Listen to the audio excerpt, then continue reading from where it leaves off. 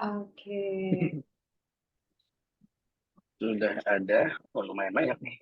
Lumayan banyak. Kelas tarik, kelasnya parete, sepi ya kan. Oh, Di sini udah ada Kak Paulus, ada Kak Leo, Kak Aldi, Kak seperti Kak Malvinas. Selamat malam semuanya. Kak Sasi, halo. halo sih. Ada yang on cam. Halo Mbak Sasi. Kak Sasi tuh rajin on Halo. cam tahu di Stimal on Oh cam. iya, on mic dong Mbak Sasi. Diajak ngobrol nih sama Rachel. Halo. Halo Kak Sasi. Yang mau on cam lainnya boleh ya. Kita sama-sama on cam karena hari ini spesial banget. Kita speakernya langsung dari Pak Eko. Iya, Mbak yang Sasi mau dari on mana? cam. Hah? Mbak Sasi dari mana itu? Mbak Sasi dari mana Mbak? Mbak Sasi? Nah, belum on mic, belum on mic. On Belum mic, on on mic mic. Mbak. Baru on cam. Iya. Kerjanya atau Tinggalnya dulu, baru bisa Tinggalnya dulu. kerjanya. saya tinggal di Pamulang.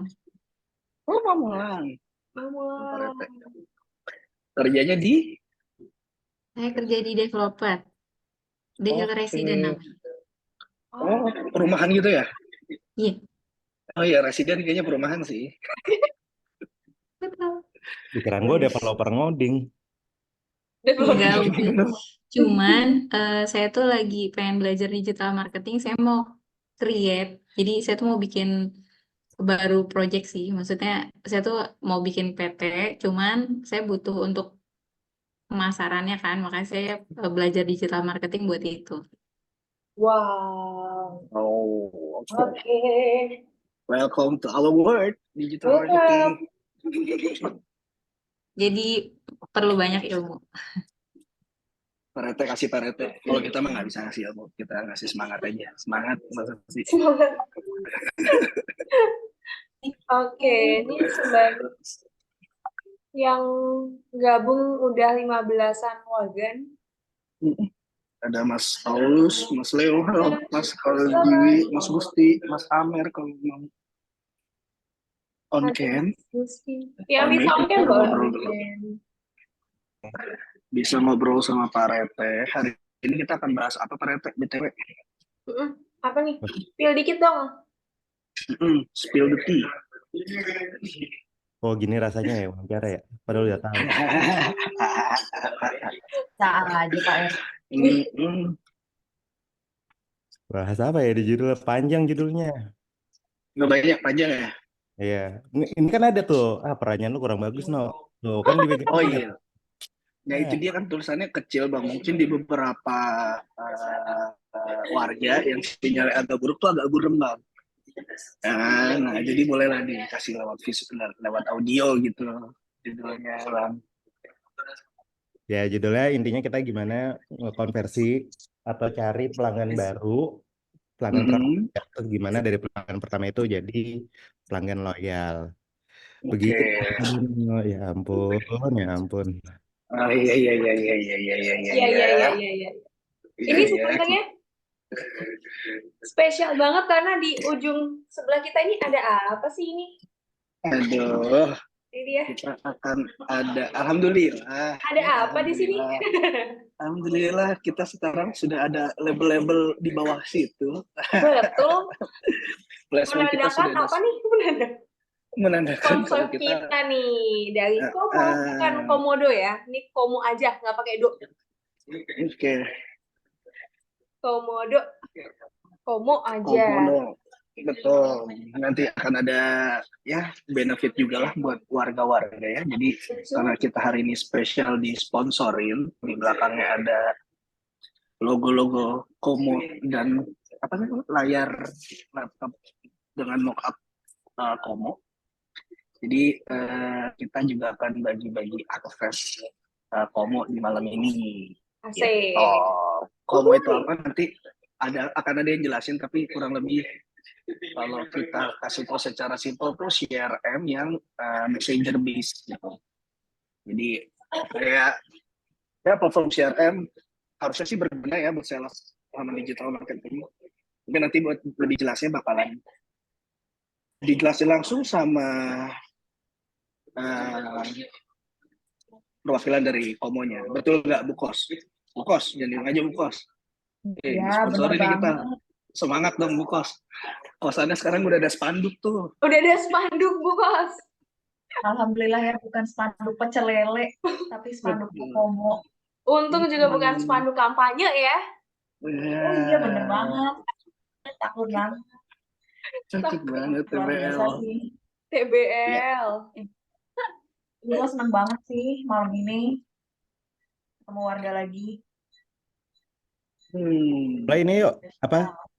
Buat warga yang sini kan udah jauhin di kita sebulan 2 bulan tuh ada ya. Mau dong guys kalau ada feedback biar kita tuh bisa makin improve karena kan bentar lagi 2024 tuh. Yes, betul. Nah, ada feedback Pak dari Rete warga pengen ini. banyak feedback nih dari marketing. Oh iya, kelas ini juga pas terakhir di 2023 ya?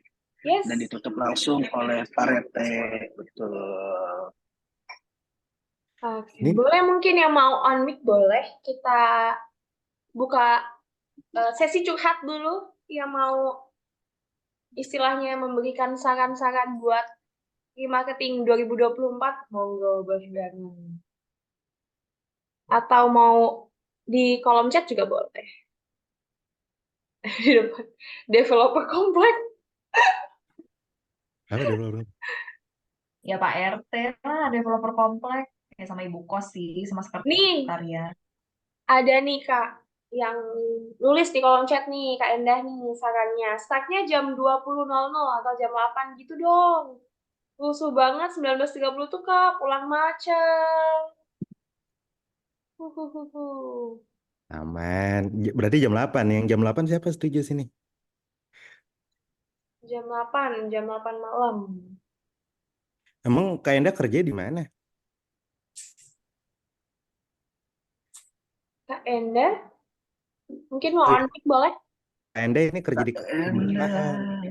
Kak Endah nih Oh, iya. kalau nggak salah yang di pemerintahan nggak sih? Bukan ya? Iya benar. Di pajak ya? Iya, Di yang- pajak nggak sih? Iya ya. Iya, Bener-bener. Kok di pemerintahan rusuh pulangnya banget pulang soalnya. malam? Kalau aku kan kerja di pemerintahan, cuman memang pemerintah zaman sekarang sama aja kayak agensi gitu ya, gila. Kayak ada shift 2-nya, shift 3-nya gitu. Macetnya tuh pasti di area-area tertentu gitu. Jadi di Bandung juga kan suka ada yang area-area macet tuh. Oh, di Aslinya Bandung. gitu kayak datangnya tuh jam 7, jadi nggak sempet ngapa-ngapain. Ini juga tadi baru datang, belum mandi, belum apa. Oh ini Bu Kos. Wah, dari Bandung Kak Endah. Iya, Wow, Bandung macet juga sih ya, nggak kalah sama Jakarta sih ya. sama sih kalau pulang kantor ya macet sih di mana-mana. Bener. Kalau ini ada juga ketik. Kalau ketik 2, ada berapa nih orang yang setuju nih? Lumayan Kak banyak ya. Malvinas. Kak Malvinas nih kerja di mana nih Kak? Kalau Kak Malvinas. Kenapa setuju jam 8 juga? Apakah kena macet juga? Ada nggak? Oh, nggak juga. Enggak juga. Nggak juga. Cuman mungkin lebih ini ya, lebih slow ya waktunya kalau jam 8 ya. Begitu. Oke, kita Iya. tampung kerjanya di Oh, kerja rumah di sakit. rumah sakit. Oh, sebagai apa tuh? Sebagai apa tuh? Lucu banget. Apakah di rumah sakit butuh digital marketing? Oh, Butuh. Oh iya. Dokternya iya. nggak sih? Baru Kayak tahu. personal branding dokternya nggak sih? Iya, iya. Apa gitu ya? Enggak juga Menarik sih tuh, Kak. menarik. Sebenarnya Gimana tuh Kak Sebenarnya Malvinas? sebenarnya semua bisnis itu tetap butuh digital marketing. Kalau rumah sakit memang kelihatannya ya gitu-gitu aja kan ya. Cuman barrier-nya itu lebih rumit, memang ada do and dance-nya itu karena diatur kode etik. Tapi secara digital memang butuh untuk mempromosikan ini rumah sakit, karena rumah sakit itu udah kayak kafe di mana-mana udah banyak rumah sakit, klinik Pratama, jadi tetap butuh yang namanya digital marketing. Kebetulan di rumah sakit kita ini saat ini digital marketingnya untuk konten kreatornya justru malah di-sub ke digital agency, tapi secara plan kontennya masih dipegang internal gitu sih Kak. Wow, baru tahu loh. Ternyata ada digital marketing juga di rumah sakit ya, butuh. Ya, menarik banget sih. Menarik Tapi ada banget sih. KPI konversinya nggak, Malvina? Waduh, kalau konversinya doain orang sakit. Nah, kalau ngomongin konversi emang susah banget. Jadi digital marketing di rumah sakit kita nggak bisa ngitung sales konversinya itu dengan pembelian atau CTA, tapi lebih ke engagement. Tapi beberapa case itu memang kita mengharapkan konversi pembelian sebenarnya. Kalau kita jualan vaksin atau jualan screening atau jualan yang medical check up, kita harapannya dari digital marketing itu nge-leads ke pembelian, harapannya. I see. Berarti lebih ke tadi ya screening gitu-gitu ya Kak? Maksudnya ya? Betul. Hmm. Kalau persona dokter atau bahan jualan agak-agak gimana ya? Karena dokter itu tidak boleh mengiklankan diri Oh. sebenarnya. Jadi kalau tadi ada persona dokter sebenarnya sekarang tantangannya agensi dan tantangannya digital marketing bagaimana bisa mempromosikan dokter tanpa terlihat mempromosikan beliau. Karena ada kode etiknya sendiri. Oh gitu. Termasuk kita kan kalau di dunia bisnis yang lain, kalau F&B taruhlah kita bisa bilang comparison harga antara kafe 1, kafe 2, atau kita bisa bilang kopi paling enak atau pelayanan paling pakai ter atau paling. Sementara kalau di rumah sakit itu tidak diperbolehkan. Jadi memang ada kode etik rumah sakit sendiri yang mengatur promosi rumah sakit. Oh, baru tahu banget nih. Hal yang sangat baru untuk diriku dan mungkin juga untuk Iya. teman-teman semua. Thank you, insightful banget Mbak Farah. Sampai ada yang kepo loh, nanya di grup chat. Bener, soalnya Bener, obat Di kolom chat. tuh nggak boleh dijual. Obat tuh nggak boleh dipasarin di Facebook. Itu gimana tuh? Tuh. Betul. Jawabannya betul. Masuk obat golka, golongan K. Oke, I see. Luar biasa ya. Jadi di sini semuanya boleh belajar dari ada developer rumahan, residence, ini rumah sakit. Ya, ada lagi nggak yang memang sekiranya Yang- lumayan wow, yang wow gitu, yang tidak terpikirkan oleh kita gitu. Iya, Ada nggak nih? kami nggak warga-warga. Unik-unik loh, aku baru tahu banget. Rumah sakit juga butuh digital marketing. Ada Mas Paulus tuh kayaknya yang nanya di grup itu nggak sih, yang pengen bikin konten tapi buat negara mana gitu. Boleh Mas Paulus. Bisa unmute nggak? Halo. Halo. Ya, halo. Ah. Ya, saya mau nanya nih, kakak-kakak, mau bikin konten ke Australia dan Eropa.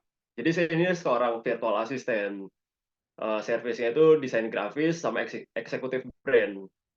Nah, jadi konten yang seperti apa sih yang sekiranya bisa relate ke mereka, yang akhirnya pesan yang kita buat nih di LinkedIn atau misalnya di blog gitu bisa menghasilkan awareness, consideration, yang akhirnya bisa sales juga.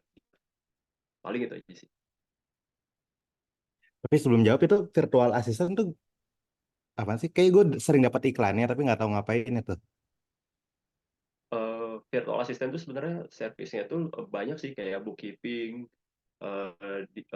desain, terus udah gitu kayak development, sistem development gitu. Banyak, servisnya sih Kak gitu kan. Oke, tapi kayak ngedesain desain juga gitu ya, Mas Wallace Iya, ya? betul, betul, betul. Berarti harus ada skill desain grafis juga. Iya, betul. Ada. Oke, oke. Itu sebenarnya kalau konten kayaknya nanti inline deh sama diskusi atau sharing gue nanti ya. Nanti bakal bakal kita tuh belajar kayak mapping ya gitu sih. Nanti harapannya ada template-nya juga. Jadi masing-masing buying journey-nya itu tuh kita harus ngedefinisiin mau goals-nya apa gitu. Nanti ada breakdown-nya juga tuh how to-nya. Nanti bakal di sesi paling akhir, di slide paling akhir lah, kedua terakhir tuh bakal dijelasin. Jadi harapannya nanti jawabannya bisa dari situ tuh. Nanti Mas Paulus ya. Oke, siap. Sips. Sip. Pak Rete udah spill aja nih decknya. Udah Coba tes share spill. screen dulu. Kalau berani. Kalau Coba tes share screen dulu. Boleh kita coba ya. ambil share screen ya Pak Ete. Kita cek. Ini ada Kak Gusti dulu pernah pegang klien obat-obatan kategori Blue Dot. Kalau konten perlu approval BPOM dulu sebelum diposting.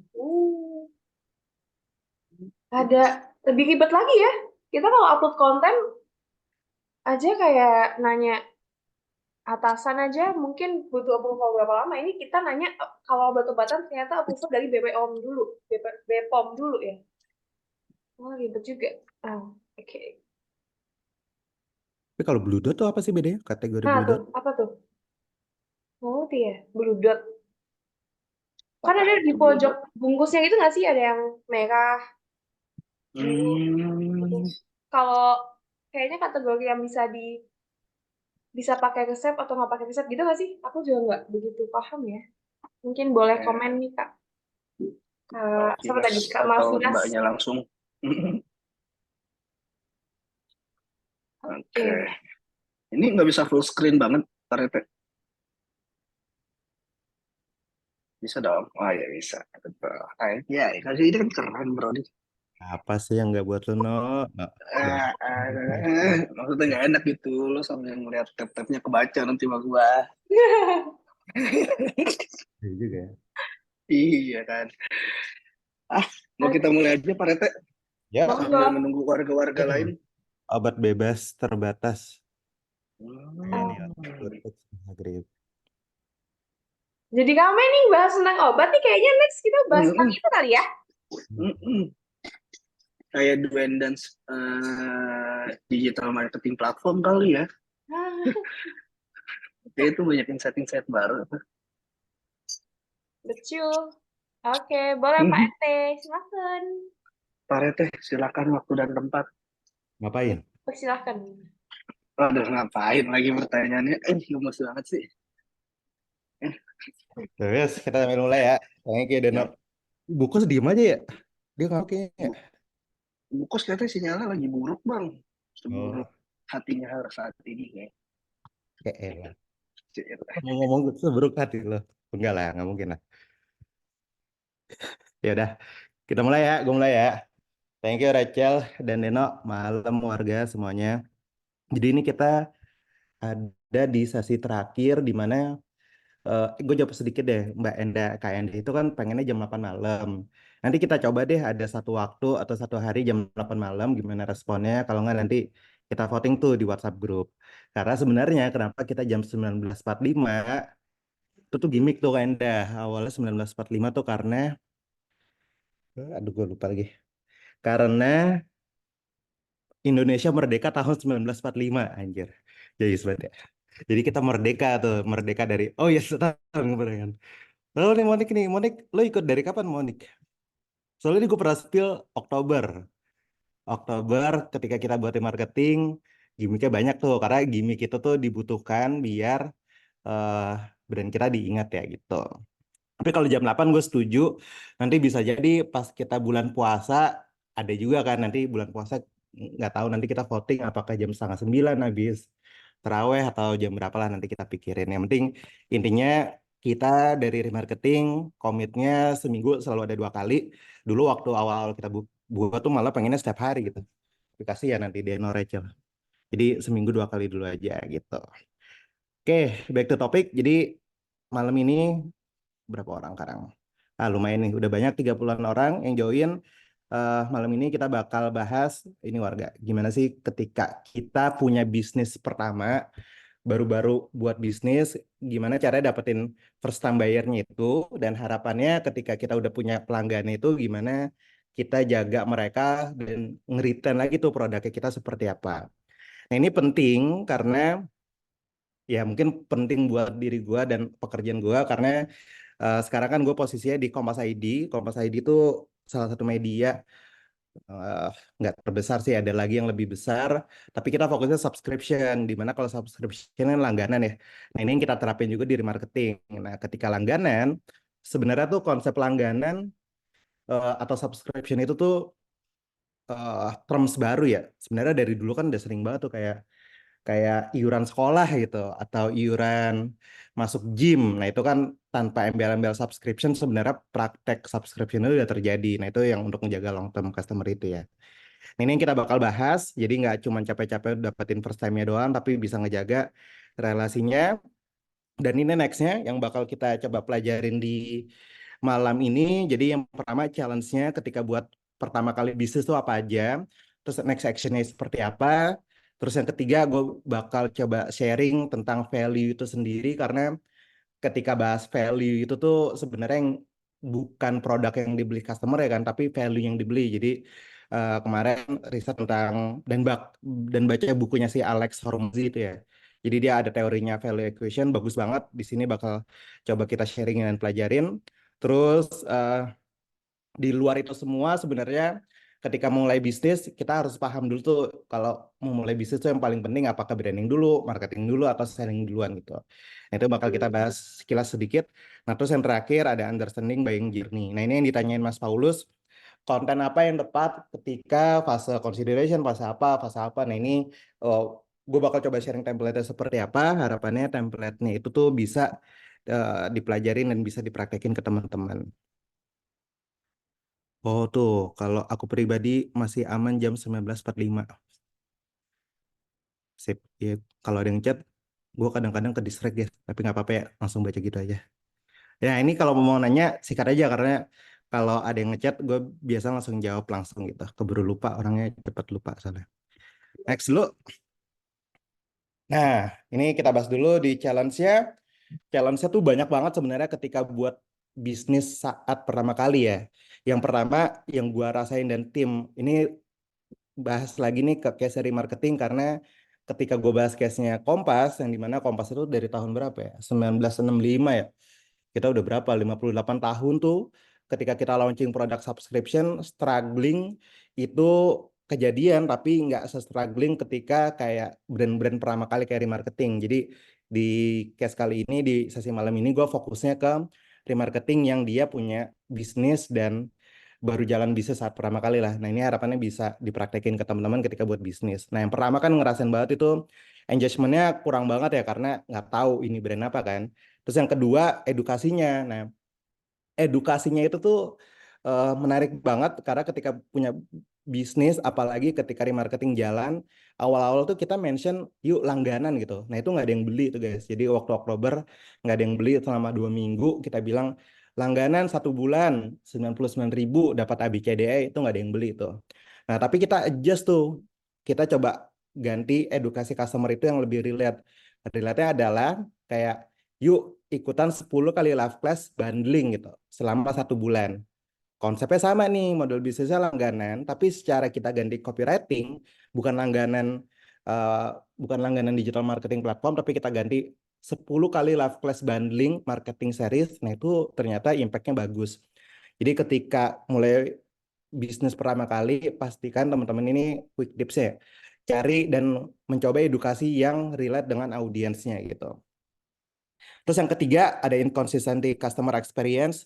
Nah ini yang terjadi di kita juga dan mungkin terjadi di semua bisnis saat merintis awal. Karena ketika di Facebook, Instagram, TikTok itu kan pasti customer experience-nya beda ya. Nah itu yang perlu di-improve juga untuk awal-awal dan itu kita rasain juga. Terus customer support-nya nggak ada karena yang sekarang jadi customer service awal-awal kan mungkin teman-teman punya bisnis 2-3 orang doang kan yang running-nya itu untuk CS pasti terbatas jadi itu jadi challenge kita sendiri. Terus yang kelima customer datanya karena ya kita baru mulai juga ya, jadi nge-tracknya juga agak sulit. Nah, tapi kalau teman-teman punya bisnis digital, itu penting banget teman-teman implementasi Google Analytics sih. Itu cepat banget implementasinya dan kita bisa langsung dapat insight dari situ sih. Jadi kalau next teman-teman punya bisnis baru dan digital lagi, itu Google Analytics penting banget harus diimplementasiin gitu. Nah, ini challenge yang kedua, part keduanya ini banyak nih kalau teman-teman cari di resource manapun, warga cari di resource manapun, challenge-nya bakal banyak banget. Ini gue ngambil cuma sampai 10 doang, karena nggak bakal habis-habis. Yang keenam itu kalau ada yang udah beli, follow up-nya itu tuh agak sulit gitu. Apalagi post purchasing ya. Nah, itu makanya kita berusaha ketika di remarketing itu untuk fokusnya ke automation. Jadi kayak contoh teman-teman baru beli dapat onboarding dari WhatsApp. Nah, itu kita mengaktifasi dan mengoptimalkan sistem CRM yang bisa otomatisasi gitu. Terus yang keempat ada complexity buying process. Nah, ini kayak tadi poin kedua, kita edukasinya tuh agak sulit. Jadinya ketika buying prosesnya kita harus lebih familiarkan gitu. Kayak yang kedelapan produk ini cepat aja ya.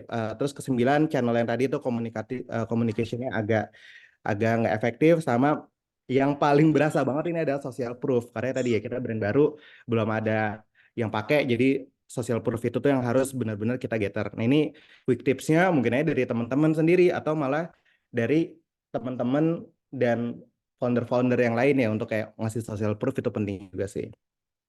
Nah, dari challenge ini ada 10 challenge kan tadi, 10 poin itu kita coba bahas masuk ke next section.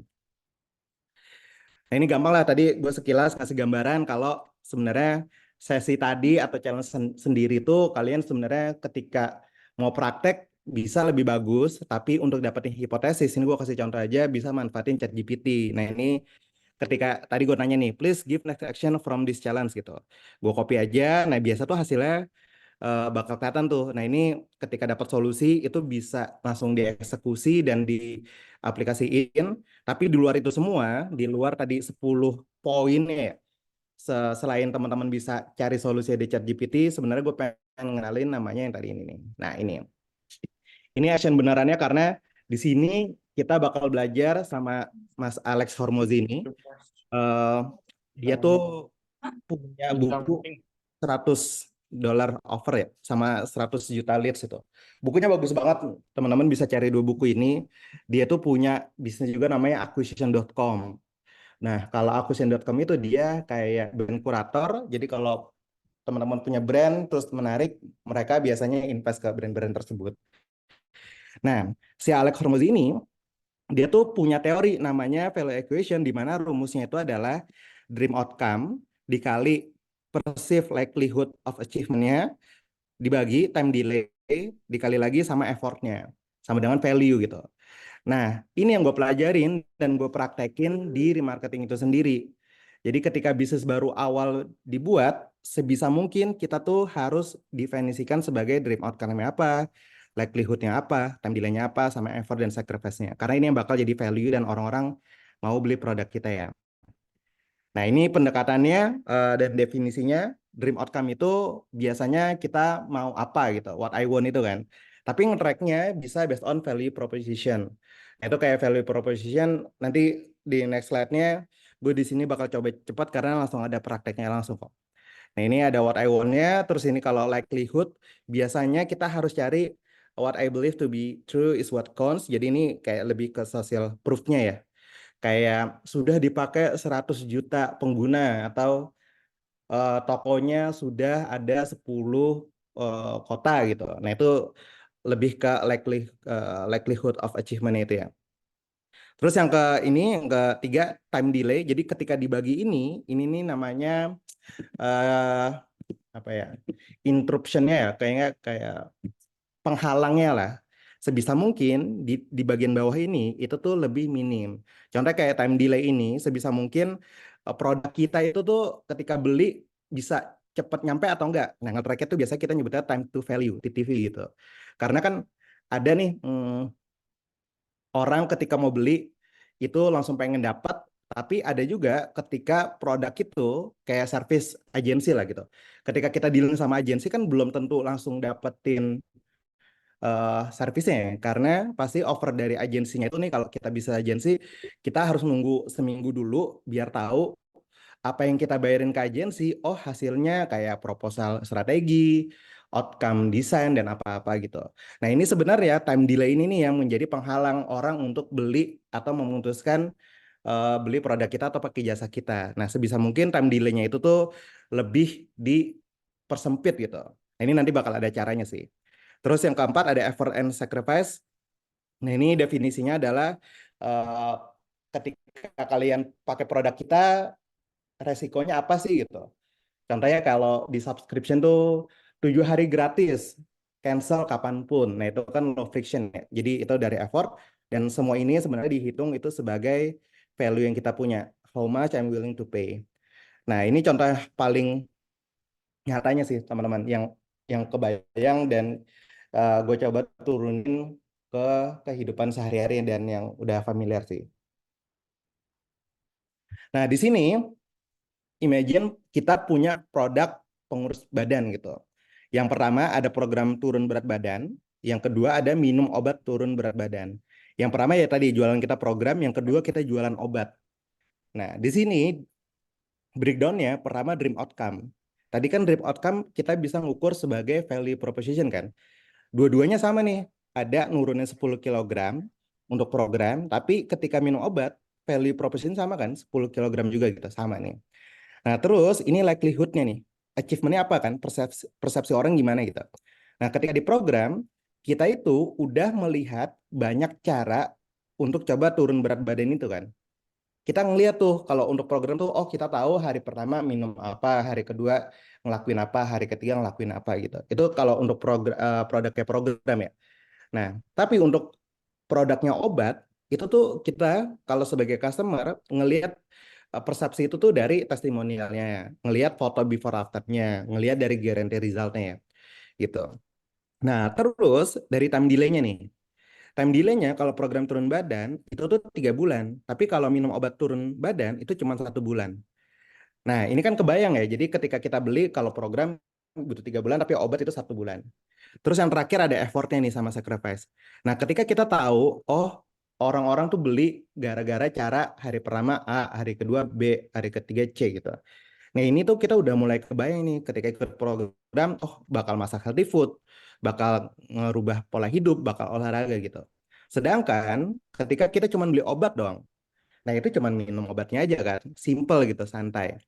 Nah challenge-nya kita sebagai digital marketer, gimana caranya walaupun sama-sama punya value proposition yang sama, yang bisa ngebantu banyak orang itu, yang kayak tadi ya nurunin 10 kg ini, sebisa mungkin challenge kita sebagai digital marketer tuh ngedefinisikan achievement-nya seperti apa, time delay-nya sebisa mungkin itu lebih cepat, dan effort sacrifice itu lebih cepat juga. Gitu. Ini kalau kita balik lagi ke case-nya remarketing, dream outcome-nya kan kalau kita definisikan itu dan kita coba adjustable ya, dan improve itu dream outcome-nya adalah kita bisa berkumpul sesama digital marketer, harapannya ketika ada algoritma yang berubah kita bisa saling catch up gitu. Nah, likelihood-nya itu kan kita selalu gembar-gembarin udah 500 warga bergabung gitu. Nah, yang terakhir menarik nih, time delay. Nah, ini mungkin yang teman-teman rasain dan kita juga fokus ke 2024. Time delay itu tuh kita coba langsung, yang awalnya teman-teman beli harus menunggu hari Selasa dan Kamis itu kan. Karena hari Selasa Kamis kan ada experience live class ya. Nah, ini di tahun ini ketika kita tahu value of equation ini, kita time delay-nya tuh saat teman-teman langganan remarketing, saat itu juga teman-teman bisa nonton video kita, video sesi-sesi sebelumnya. Nah itu penting tuh, gimana caranya kita punya produk, ketika dia beli harus dapat experience langsung produk itu dibeli sama customer kita gitu. Gitu. Nah ini effort dan sacrifice kalau di remarketing case-nya adalah teman-teman secara free juga bisa masuk ke WhatsApp grupnya kita, karena ya nggak usah beli dulu, it's okay, karena goals kita tuh sebenarnya di remarketing itu fokusnya ada dua ya, profit dan purpose. Kalau purpose ya kita pengen ngasih edukasi tentang digital marketing itu sebenarnya nggak hanya sosial media doang, tapi ada CRM, ada performance dan macam-macam gitu. Tapi ketika masuk ke profit, nah ini yang kita lakuin dan bisa tetap sustain, harapannya dari sustain itu bisa buat program macam-macam untuk kebaikan bersama gitu.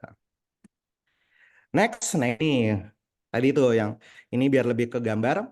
Kalau yang tadi program turun berat badan, yang naik itu tuh time delay-nya dan effort sacrifice ya kan. Karena kan kita udah time delay-nya tuh, oh gue harus nunggu 3 bulan dan gue harus ngelakuin makan healthy food, ganti pola hidup sama olahraga. Tapi ngelihat dari achievement-nya itu tuh udah kebayang susahnya, makanya value-nya dia drop. Sedangkan kalau minum obat turun badan, time delay-nya tuh cepat, instan, effort sacrifice-nya juga cuma minum obat aja, makanya ketika kita ngelihat testimonial, foto before after, guarantee, nah itu value-nya bakal naik. Gitu. Ini yang kebayang sih. Nah ini satu lagi, nah, ini baru banget gue dapat, menarik banget product implementation-nya. Dan ini gue coba sambil ini aja. Langsung ke website-nya aja. Jadi ini website-nya bagus banget. Dia ngedefine yang tadi yang 4 poin. Di sini ada dream outcome, perceive, time delay, dan effort sacrifice ke produk yang kita punya. Atau nanti kopinya nih. Nah, ini nih. Dream outcome. Dia bilang kalau dream outcome itu ada patokannya job to be done. Nah, biasa tadi value proposition ya. Biar tahu efektif atau enggak. Nah, ini dia ngasih contoh highlight pertamanya tuh itu sebagai dream outcome kan. Jadi pastiin ketika teman-teman punya website atau malah kalau case di sosial media di bio-nya itu tuh udah ngasih value proposition-nya seperti apa. Kalau case dari marketing balik lagi kita selalu eh kok gue lupa support. Oh iya, kita jadi support sistemnya digital marketer se-Indonesia gitu. Itu value proposition kita kan. Nah, itu sebagai dream outcome gitu. Terus dia tuh ngasih juga nih contoh nyata implementasi perceived likelihood. Nah, ini websitenya Shopify. Dia bilangnya discover why million of entrepreneur gitu. Nah, ini tuh dia ngasih contoh nih. Ngasih contoh dan social proof. Ada angka-angkanya gitu. Terus dia ngasih juga time required. Yang tadi bilang kan, ada TTV. Nah, TTV adalah ya tadi, ketika orang beli berapa lama kita dapetin produk itu. Nah, kalau ini tuh dia ngebayanginnya TTV itu ketika dia baru download aplikasi, dia tuh macam-macam, ada gamenya, terus dia bisa nunggu dan dia tuh kayak kalau teman-teman main game kan sambil nunggu eh, ke download ada game-game singkat ya. Nah, itu sebagai mengantisipasi TTV-nya gitu. Oh ya, ini menarik banget sih untuk TTV. Gue lupa study case-nya dari mana agensi luar eh dari UK atau dari Belanda ya gue lupa. Nanti gue coba share eh, agensi Belanda itu tuh atau agensi Inggris itu ketika dia kerjasama dengan satu brand, TTV yang dia lakuin itu mereka sejak mereka deal hari pertama dia udah ngasih onboarding kayak digital marketing itu apa. Terus mereka langsung ngasih kayak Udemy, Udemy itu kayak apa ya? Ya kayak educate platform gitu. Jadi semua karyawannya dari kantor yang bekerja sama atau di link dari agensi itu tuh dikasih kesempatan buat belajar tentang digital marketing. Jadi selama 7 hari sambil nunggu agensi itu nge-propose strategi digital marketingnya, sejak hari pertama tuh dia udah ngasih experience produknya dia tuh, ngasih produk, ngasih experience jasanya gitu. Jadi sebisa mungkin di TV itu tetap dan difokusin sih, jadi nggak perlu nunggu lama. Nah ini juga yang bisa teman-teman praktekin TTV itu, time to value itu di e-commerce. Karena di e-commerce itu kan jurninya tuh kebayang kayak gini ya. Kalau teman-teman ada yang beli produknya di Shopee gitu. Di Shopee dia bayar, terus teman-teman kan harus accept dia setuju mau kirim barangnya ke mereka kan. Nah itu kan selama mau kirim barang, selama 7 hari ke depan atau 3 hari atau 2 hari ke depan kan dia nungguin produknya teman-teman kan. Nah itu sebisa mungkin ada nggak experience yang kita bisa lakuin since mereka beli produk kita gitu. Apakah yang pertama ketika dia beli misalkan produk teman-teman apa ya baju jangan baju ya, terlalu common. Skincare lah contoh skincare.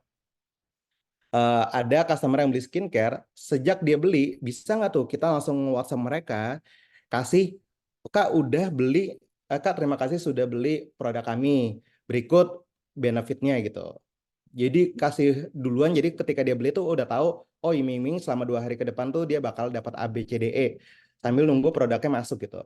Atau ya tadi ada giveaway, ada kupon, jadi sambil nunggu produknya teman-teman nyampe ke customer-nya, sebisa mungkin tuh kita kasih experience lebih gitu. Nah terus ini yang terakhir yang effort required, nah ini yang kata tadi kan, segampang kalau di produk itu move from Android ke iOS itu tuh cuma satu kali klik gitu. Nah, yang tadi yang dibilang itu adalah interaction cost, di mana dia itu no no friction lah, kayak gampang, kayak free trial atau start 7 hari selama 7 hari gratis dan lain-lain. Nah, ini yang dimaksud dengan effort and sacrifice. Gitu. Nah, untuk pembahasan ini value of acquisition, teman-teman ada yang mau tanya dulu nggak? Sebelum kita bakal masuk ke ini nih, which come first, branding, marketing, dan selling. Coba gue tungguin di chat selama 5 detik. 1, 2, 3.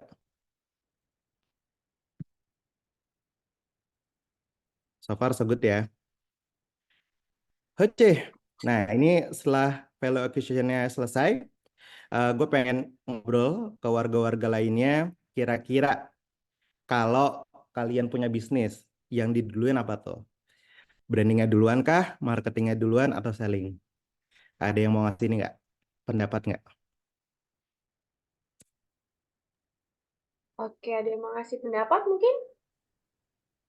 Lebih dulu apa? Marketing duluan, branding duluan, atau selling duluan? Yang mana duluan? Kalau aku branding dulu, kata Kak Enda. Branding. Nah, kenapa tuh branding duluan? Kenapa tuh branding? Ada yang mungkin mau Coba open mic nggak? sharing? Open mic? Siapa juga ada Mas Paulus, Mbak Mirani, Mbak Endah tuh jawab branding dulu. Monik juga jawab branding dulu. Nah, dari semua ini ada yang mau on mic dulu gak? Saya boleh. Nah, Ya, Saya Kak silakan Mas Paulus. Paulus. Jadi kalau menurut saya kenapa branding? Karena yang paling diutamakan adalah value sih, yang tadi dijelasin. Karena kalau kita mikirin selling nggak ada value-nya percuma sih. Yang ada nanti nggak tahu arahnya kemana sih. Karena biar apa ya, kalau yang paling kelihatan jelas tuh sebenarnya apa ya, kita harus menggali kan branding itu yang paling membedakan kita sama yang lain tuh apa gitu aja sih. Oke, setuju. Iya. Thank you, Mas Paulus. Dari teman-teman yang lain, berarti marketing selling untuk awal-awal nggak dibutuhin dong? Nah, Mbak Akhirnya Vindi, ada yang ngedapetin trust calon customer. Yang lebih sering terjadi, terutama UMKM, adalah selling duluan. Hehe. ya. Mbak Vindi mau open mic nggak? Boleh bareng nggak? Nah, oke. Ada lagi yang mau open mic? Ada lagi mungkin? Kalau nggak ada, gue coba next slide dulu. Oke. Bahas pelan-pelan. Nah, ini pertanyaan lagi nih. Kira-kira kalau kita deskripsikan branding, marketing, selling di satu kalimat ya, satu kata. Jadi kayak branding sama dengan untuk di apa? Marketing untuk di, selling untuk di apa? Ada yang mau sharing nggak? Kira-kira satu kalimat di chat ini nggak apa-apa sih. Halo, Halo, mau coba jawab boleh? ayolah. Silakan dong. Kalau branding itu untuk dikenal atau awareness. Kalau marketing itu untuk di kalau pakai mungkin bisa ya untuk mempersuasi gitu. Kalau selling untuk dijual. Jadi sebenarnya kalau marketing itu setelah mempersuasi maka harapannya apa yang dia komunikasikan itu bisa menjawab kebutuhan sehingga konsumennya lalu melakukan eksekusi pembelian gitu. Thank you. Ini gue coba tambahin ya, branding untuk di apa tadi Mbak Utami kenal. Jadi biar nanti kan eh, ada slide-nya ya. Bisa diitin lagi. Marketing untuk dipersuasi, eh, persuasi dijual. Ada lagi? Komen ada apa tadi? Ada nih yang komen nih. Untuk kalau branding untuk diingat dari Kak Indah. Marketing untuk dipilih, selling untuk dijual. Ingat, Diingat, dipilih, dan dijual. pilih, jual, dibeli. Sip. Oke. Ini sebenarnya banyak nih dan nggak ada salah benar ya. Ini benar semuanya karena eh, kenapa gue bahas ini biar nanti apa ya? Gue tuh ngerasa sebagai digital marketer tuh ketika challenge-nya semakin berat banget ke depan, jangan memposisikan sebagai marketer hanya cuman mempromosikan doang ya, atau cuman pengen dapetin awareness atau impression banyak gitu. Karena nanti ketika apalagi Gen Z itu, menurut gue tuh Gen Z itu generasi yang pinter-pinter banget. Pasti ketika kita mau bersaing sama mereka, sebisa mungkin sebagai digital marketer tuh paham banget gimana cara branding, gimana cara marketing, gimana cara selling. Nah, cara gimana sebenarnya untuk mempermudah teman-teman di sini sama tuh dan sepakat banget sama temennya yang tadi jawab untuk satu kata. Ingat aja kalau branding itu untuk diingat, marketing itu untuk dikenal, selling itu untuk dibeli. Nah, pertanyaannya gimana ketika kita punya bisnis yang diduluin itu seperti apa kan? Yang diduluin kita mau pakai branding dulu kah, marketing dulu atau selling seperti apa? Sebenarnya kalau dari versi gue ini objektifnya itu tuh dari sini. Nah, dari sini nih penjelasannya. Jadi ketika kita mau milih marketing, selling, atau branding, kita tuh harus paham dengan customer purchase path ini ya. Nah, ini sebenarnya eh dari internal kita tuh sesi ini gue buat sengaja karena gue males banget. Kemarin tuh pengen ngobrol sesi internal dari marketing untuk ngedefinisiin di sini ya. Jadi karena bukan males ngejelasinnya tapi males bikin waktunya lagi karena banyak banget yang dikerjain. Jadi sesi ini sekalian sesi colongan nih. Jadi gue presentasi ke kalian sambil presentasi ke tim. Nanti tim kita bakal coba definisikan bareng-bareng lah. Nah ini materinya bagus banget, customer purchase path, di mana tuh dia ngekategoriinnya tuh bukan based on funnel, tapi based on definisi bersama gitu. Nah ini kayak ngambil contoh, kayak ada discovery, ada experience, ada loyalty. Nah sebisa mungkin dari materi yang gue dapatin ini adalah sebisa mungkin di fase discovery ini kita tuh bisa ngedefinisiin discovery-nya itu mau dapetin apa gitu. Ini contoh kalau discovery yang dicontoh ini ada discover you for the first time gitu. Jadi mau dapetin apa ketika user pertama kali lihat. Nah, dia ini ngasih juga nih, mau goals-nya win customer attention. Jadi ada definisi, ada goals. Yang terakhir, ini contoh menarik juga, ini how to-nya nih. Jadi how to-nya untuk dapetin discover, kita bisa pakai ads, bisa pakai organik, bisa pakai orang secara langsung gitu. Nah ini materi yang ngejawab tadi, jawab pertanyaan dari Mas Paulus ya. Jadi harus didefinisikan sejauh ini gitu. Terus ketika discover, ada lagi namanya consider gitu. Consider ini kalau dari contoh ini adalah orang-orang yang udah pengen beli produk kita dari Discover ini gitu kan. Nah ini dia bilang you prime your customer to buy. Jadi orang-orang yang udah menarik atau tertarik dengan produk kita untuk beli gitu. Nah how to-nya dia buat website, dia buat community, terus dia buat juga email list-nya juga, dan dia buat retargeting-nya dia juga nih. Nah terus yang menarik di sini dia bukan ngomongnya kalau dari funnel kan apa ya, dia kalau dari eh, funnel tofu, mofu, bofu, setiap bofu itu tuh ada transaksi, dia tuh nggak di ujung, tapi transaksi itu adalah bagian dari discovery-nya dia tuh. Nah ini karena dia bisa buat ini karena dia definisikan, terus ada juga goals-nya kan. Your customer purchase, terus how to-nya dia bisa buat validasi, AOV, offer, dan merchandising. Nah terus ada experience sampai loyalty. Nah ini contohnya udah ada, nanti gue buatin di sini nih template buying-nya. Jadi teman-teman udah bisa uh, buat dan definisiin secara langsung, tapi biar ke gambar, gue ngasih contoh dari remarketing aja ya, biar ke gambar aja nih. Jadi ketika ngasih template, teman-teman bisa didefinisikan masing-masing. Kalau di case remarketing, kita itu di fase discover itu definisinya adalah gimana dapetin customer attention-nya ya. How to-nya kita pakai ads, kita pakai organik, kita pakai active follow tuh. Makanya senang juga tuh kemarin waktu ada WhatsApp grup masuk, dia bilang gara-gara di follow duluan sama remarketing gitu. Nah itu ternyata salah satu cara untuk dapetin atensinya kan, bisa juga. Nah terus ini kita coba adjust sebisa mungkin di fase-fase ini ada metric to track-nya tuh. Apa sih yang mau kita kejar gitu? Apakah CPM atau reach gitu? Nah, untuk bisnis baru, quick tipsnya adalah sebisa mungkin teman definisikan maksimal 3 metrik aja tuh. Karena kalau terlalu banyak itu bagus, tapi ketika fase-fase awal menurut gue tuh nggak bagus karena ya bakal yang dipikirin dan ngerjainnya tuh bakal take time sih.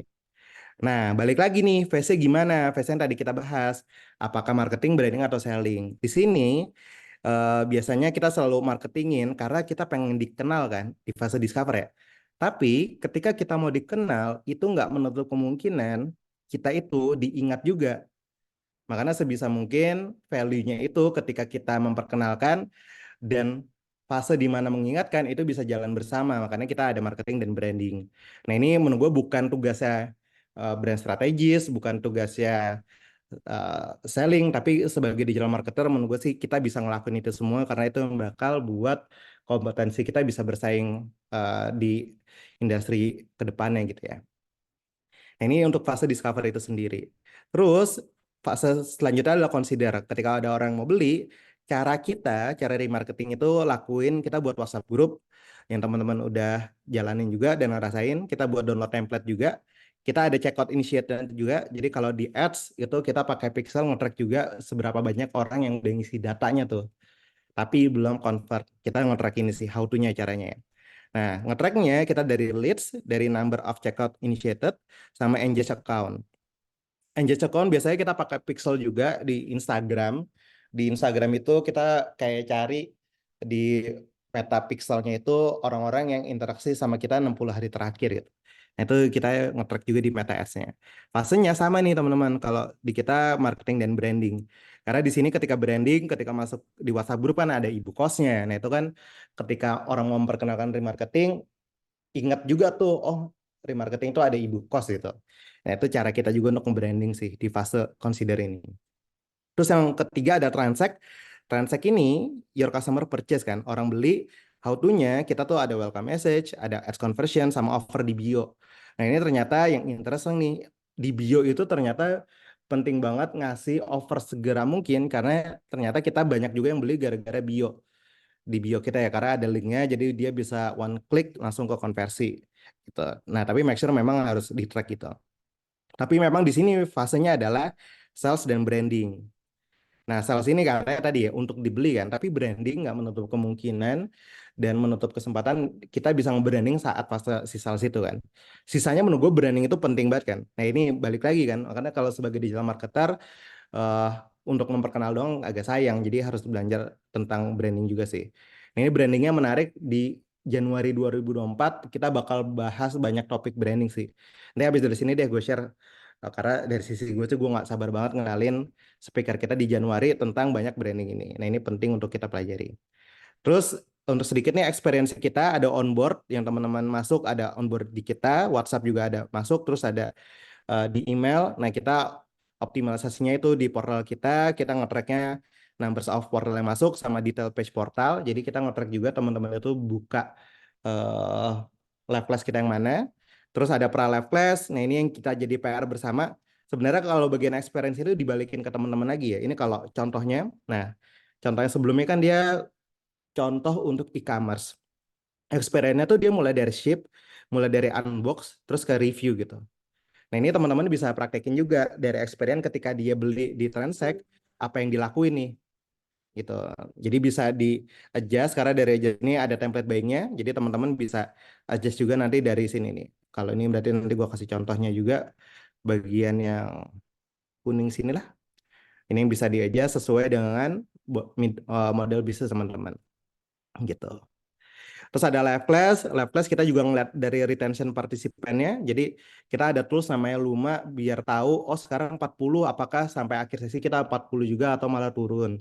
Nah, itu kita juga nge-track dari situ juga. Dari review, kalau review yang teman warga-warga rasain tuh mungkin ketika sesi berakhir, Bukos tuh ngasih tahu review bintang 1, 5, 2, 3 gitu-gitu kan. Nah, ini kalau ada yang satu, entah teman-teman sadar nggak ya, biasa tuh kita langsung ngechat mereka tuh ngechat warga nanya kenapa sih satu gitu feedbacknya apa. Nah kita selalu nanya kayak gitu tuh ketika ada yang ngasih feedback rating 1, even tuh rating 2 kita pasti nanyain kenapa rating 2 biar kita bisa improve. Nah ini yang penting nih tema terakhir loyalty ini adalah repeat purchase adalah yang pertama kita fokusnya tuh pertama ya tadi pengen ada repeat order. Nah, ini kita pengen how to-nya tuh curated topic sama edit value. Nah, curated topic yang kita pengen adain tuh sebenarnya nanti di WhatsApp group kan kurasi topiknya tuh eh, kayaknya mulai minggu depan nih. Minggu depan tuh kita bakal setiap hari ada engagement dalam artian Senin tuh ada morning brief. Jadi tiap Senin, kayak Senin besok masih libur ya, minggu depannya lagi deh. Minggu depannya lagi tuh kita pengen buat setiap Senin ada beberapa artikel yang udah kita kurasi dan udah kita buat take away-nya. Jadi teman-teman pas baca di WhatsApp group tuh ada isu terkini tentang digital marketing bisa tahu gitu. Nah, itu yang kita masuk dengan curated topik gitu. Nanti kita ngeliat aktif subscriber, churn sama brandingnya juga. Nah, fanatik, nah ini yang kemarin bulan lalu kita kan ngasih tahu si paling rajin ngasih solusi, terus si paling rajin nanya, dan si paling rajin apa gitu. Nah, itu sebagai bagian untuk fanatik, harapannya mereka loyal. Gitu sih warga. Nah, mungkin ini Mas Paulus ada yang rest ini. Mau nanya dong, kalau untuk apa namanya, untuk seorang virtual assistant sendiri kontennya yang cocok di apa, mungkin negara Australia atau Eropa itu dari apa yang udah apa ya udah di share ini, kira-kira gimana tuh kalau dari kakak sendiri? Kontennya ya? Iya, kontennya. Jadi servisnya itu desain grafis gitu kan. Oke. Ini kalau di Australia tuh eh, kayak waktu pandemi kita tuh eh waktu pandemi tuh gue punya agensi bareng Deno juga teman-teman ini namanya Zigital. Kita dapat klien dari Australia juga. Mereka itu restoran di sana. Nah, ketika buat konten, sebenarnya yang kita lakuin adalah memang banyak riset tuh. Risetnya simple kayak ini sih. Ads Library, kita pengen tahu memang di sana tuh lagi karakter desainnya seperti apa dan karakter kontennya seperti apa ya. Ngeliatnya dari sini nih, Mas Paulus bisa masuk ke eh, facebook.com/library, terus cari aja Australia. Nah, terus Mas Paulus kira-kira desainnya apa? Maksudnya bisnisnya kemana?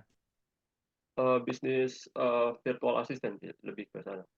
Jasanya apa berarti? Graphic design. Maksudnya buat logo, branding gitu. Oke. Berarti agensi kah? Atau gimana? Agensi juga termasuk ya? Iya, termasuknya gitu. Oke. Nah, biasa kayak gini nih. Kita ngelihat agensi dulu. Nah, orang-orang yang melakukan iklan di Australia itu tuh iklannya seperti ini nih. How I schedule 30 sales call every month. Nah, mereka ini nih sebenarnya cara kita paling cepat untuk tahu tren di sana tuh seperti apa kan? Karena ya mereka kan ini spendingnya pakai duit gitu. Jadi pasti kurasi kontennya tuh udah sangat in-depth banget sih. Nah, ini dia juga ngasih tahu nih Ari Experiences, terus ada blog-blognya, terus ada ininya juga tuh dia ngasih tahu. WW revenue with Meta gitu. For free. Nah, ini kan tadi ya, yang tadi bahas value itu tuh kayak ada effort dan scarcity-nya dia udah bilang free di awal. Jadi kita banyak banget riset dari sini sih, Mas Paulus ya. Gitu. Jadi untuk kontennya dibalikin lagi, kontennya bisa aja nanti Mas Paulus dari Discover definisin dulu nih di awal kan memang mau win customer attention ya. Itu bisa juga sih di ini gitu. Tapi kalau dari LinkedIn gimana, Kak? Kalau saya kan dari LinkedIn kan kayak apa namanya, judul konten itu kan bedah brand Starbucks gitu kan. Nah, itu kira-kira gimana, Kak? Maksudnya apa namanya? Saya juga masih apa namanya, baru satu blog gitu loh, Mbak. Belum belum ada apa namanya, belum ada eh, dari kayak like gitunya belum ada sih. Iya. Kalau dari Iya LinkedIn gitu. kayaknya tuh lo harus buat ini deh, account LinkedIn-nya sendiri tapi based on Australia sendiri ya. Karena kan kalau LinkedIn itu algoritmenya masih terbatas banget. Jadi kalau lo masih pakai akun ini terus teman-teman lo orang Indonesia juga yang nggak nyampe juga kan ke mereka kan. Jadi kalau lo mau coba cari cara untuk LinkedIn sebenarnya perbanyak aja connection orang-orang yang ada di Australia gitu. Atau lo bikin akunnya itu kayak LinkedIn .au atau apa ya, untuk masing-masing ini kan kayak ada ya com .au gitu. Nah ini kan, Hmm. nah lu bikin akun sini dan bikin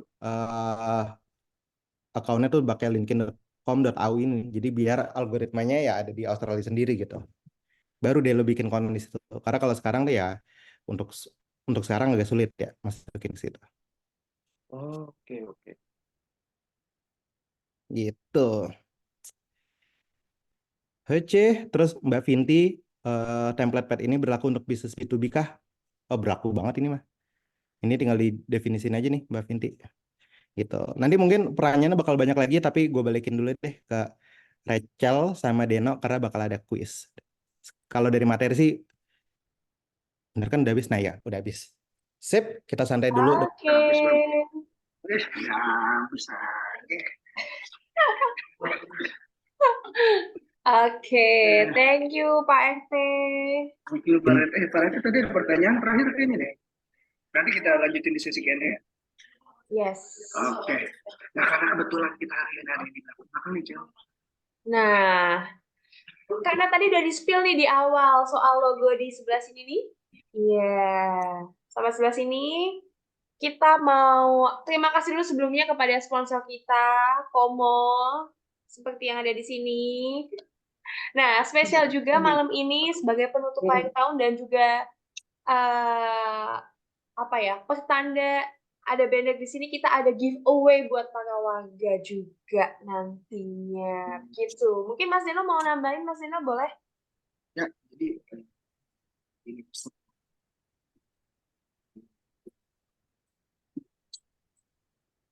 udah. Ini Kecil ya? suaranya agak tidak Putus. dengar ya. Ini Putus-putus. jelas? Oke, jelas. Jelas? Jelas. Oke. Nah, jadi kita akan ngebagi-bagiin semua nih warga yang datang hari ini akan dapat akses free Komo. Nah, Komonya itu apa? Cara gunanya gimana? Nanti akan dijelasin sama Mbak Helen, ya, representatifnya Komo di Indonesia. Nah, nanti akan ngejelasin lebih detail cara makainya Komo. Jadi free access-nya ini bisa buat apa aja nanti akan dijelasin sama Mbak Helen langsung. Tapi kita juga ada giveaway dari remarketing, ya kan Bu Kos? Bu Kos kayaknya lagi AFK dia. Oke. Nah, kita akan ada giveaway yang hadiahnya dari kita itu untuk ini buat 3 orang ya. Pertama itu adalah free Komo. Kedua itu bakal langganan remarketing 1 bulan gratis. Gitu. BTW Pak Rete, akses yang mana nih Pak Rete? Akses yang sama video apa enggak nih? Free giveaway-nya. Yang paling bagus lah. Yang paling bagus ya, yang bisa sama video replay ya. Ya, Komo juga ngasih benefit yang paling bagus juga. Makanya kita harus dengar. Oh, kita kompetitif ya. Iya. Masa kita tanggung sponsor udah mantep loh. Oke, mari Mbak Helen. Halo Mbak Helen. Halo Kak. Halo. Itu udah keluar suaranya. Halo Mbak Helen. Langsung aja aku Boleh. share ya Kak. Boleh. Silakan. Mbak Helen. Izin share screen ya Kak. Ya. Ini Kak, sudah terlihat Kak share screen-nya? Sudah sangat jelas. Silakan Mbak Helen waktunya. Oke, selamat malam kakak-kakak semuanya. Sebelumnya perkenalkan, saya Helen, SPR Manager dari Komo Indonesia. Pada kesempatan kali ini, saya izin mempresentasikan produk kami, yaitu Komo, di mana Komo sendiri ini merupakan CRM berbasis Messenger yang pertama di dunia, di mana kita itu bisa menggabungkan berbagai chat yang masuk dari berbagai channel komunikasi, seperti contohnya DM Instagram, kemudian WA Messenger, FB Messenger, Telegram, email, telepon, dan lain-lainnya itu ke dalam satu aplikasi saja, yaitu Komo. Nah, seperti yang kita ketahui, mungkin banyak di sini kakak-kakak yang punya usaha atau bisnis yang mungkin udah masuk online, mungkin bisa bisnis makanan atau bisnis properti atau bisnis pakaian dan lain-lainnya. Nah, biasanya banyak masalah yang dihadapi saat kita itu berjualan via chat atau udah masuk online. Contohnya kita kewalahan bales-balesin chat dari customer, kemudian sehingga chat dari customer itu ketumpuk karena banyaknya chat yang masuk. Kemudian kita juga tidak bisa memantau kinerja admin, harus hire admin yang banyak juga karena admin kewalahan balesin chat customer, kemudian juga fitur broadcast yang terbatas dan lain-lainnya. Maka dari itu Komo ini hadir sebagai solusi untuk menyelesaikan masalah-masalah tersebut karena di Komo ini kita punya berbagai macam fitur yang menarik. Yang pertama itu ada fitur Unified Inbox di mana kita itu bisa menggabungkan berbagai chat yang masuk dari berbagai channel komunikasi seperti contohnya WA, Telegram, FB Messenger dan lain-lainnya ke dalam satu aplikasi saja. Nah, selain itu di Komo juga kita ada social media integration, jadi kita bisa mengintegrasikan WA, Instagram, kemudian FB ke Komo karena Komo ini juga udah merupakan meta business partner. Nah, di Komo ini juga ada lead card, di mana lead card ini fungsinya untuk menyimpan database customer secara lengkap. Jadi di lead card ini kita bisa assign admin kita yang akan bertanggung jawab terhadap customer tersebut, kemudian bisa menyimpan informasi kontak terhadap customer tersebut, kemudian kita juga bisa chat atau berdiskusi dengan kolega kita atau sesama admin untuk membahas pertanyaan dari customer tanpa diketahui oleh customer tersebut. Kemudian di Komo yang nggak kalah menarik ada sales pipeline, di mana sales pipeline ini bisa kita gunakan untuk memetakan customer journey, sehingga kita bisa merepresentasikan tahapan aktual dari proses penjualan. Nah, sales pipeline ini bisa kita customisasi sendiri, kita ubah-ubah sesuai kebutuhan bisnis kita. Misal ada di tahapan incoming leads, kemudian ada negotiation, payment, follow up, dan lain-lainnya. Itu jadi kita bisa pindah-pindahkan profil customer kita sesuai tahapan sales journey-nya.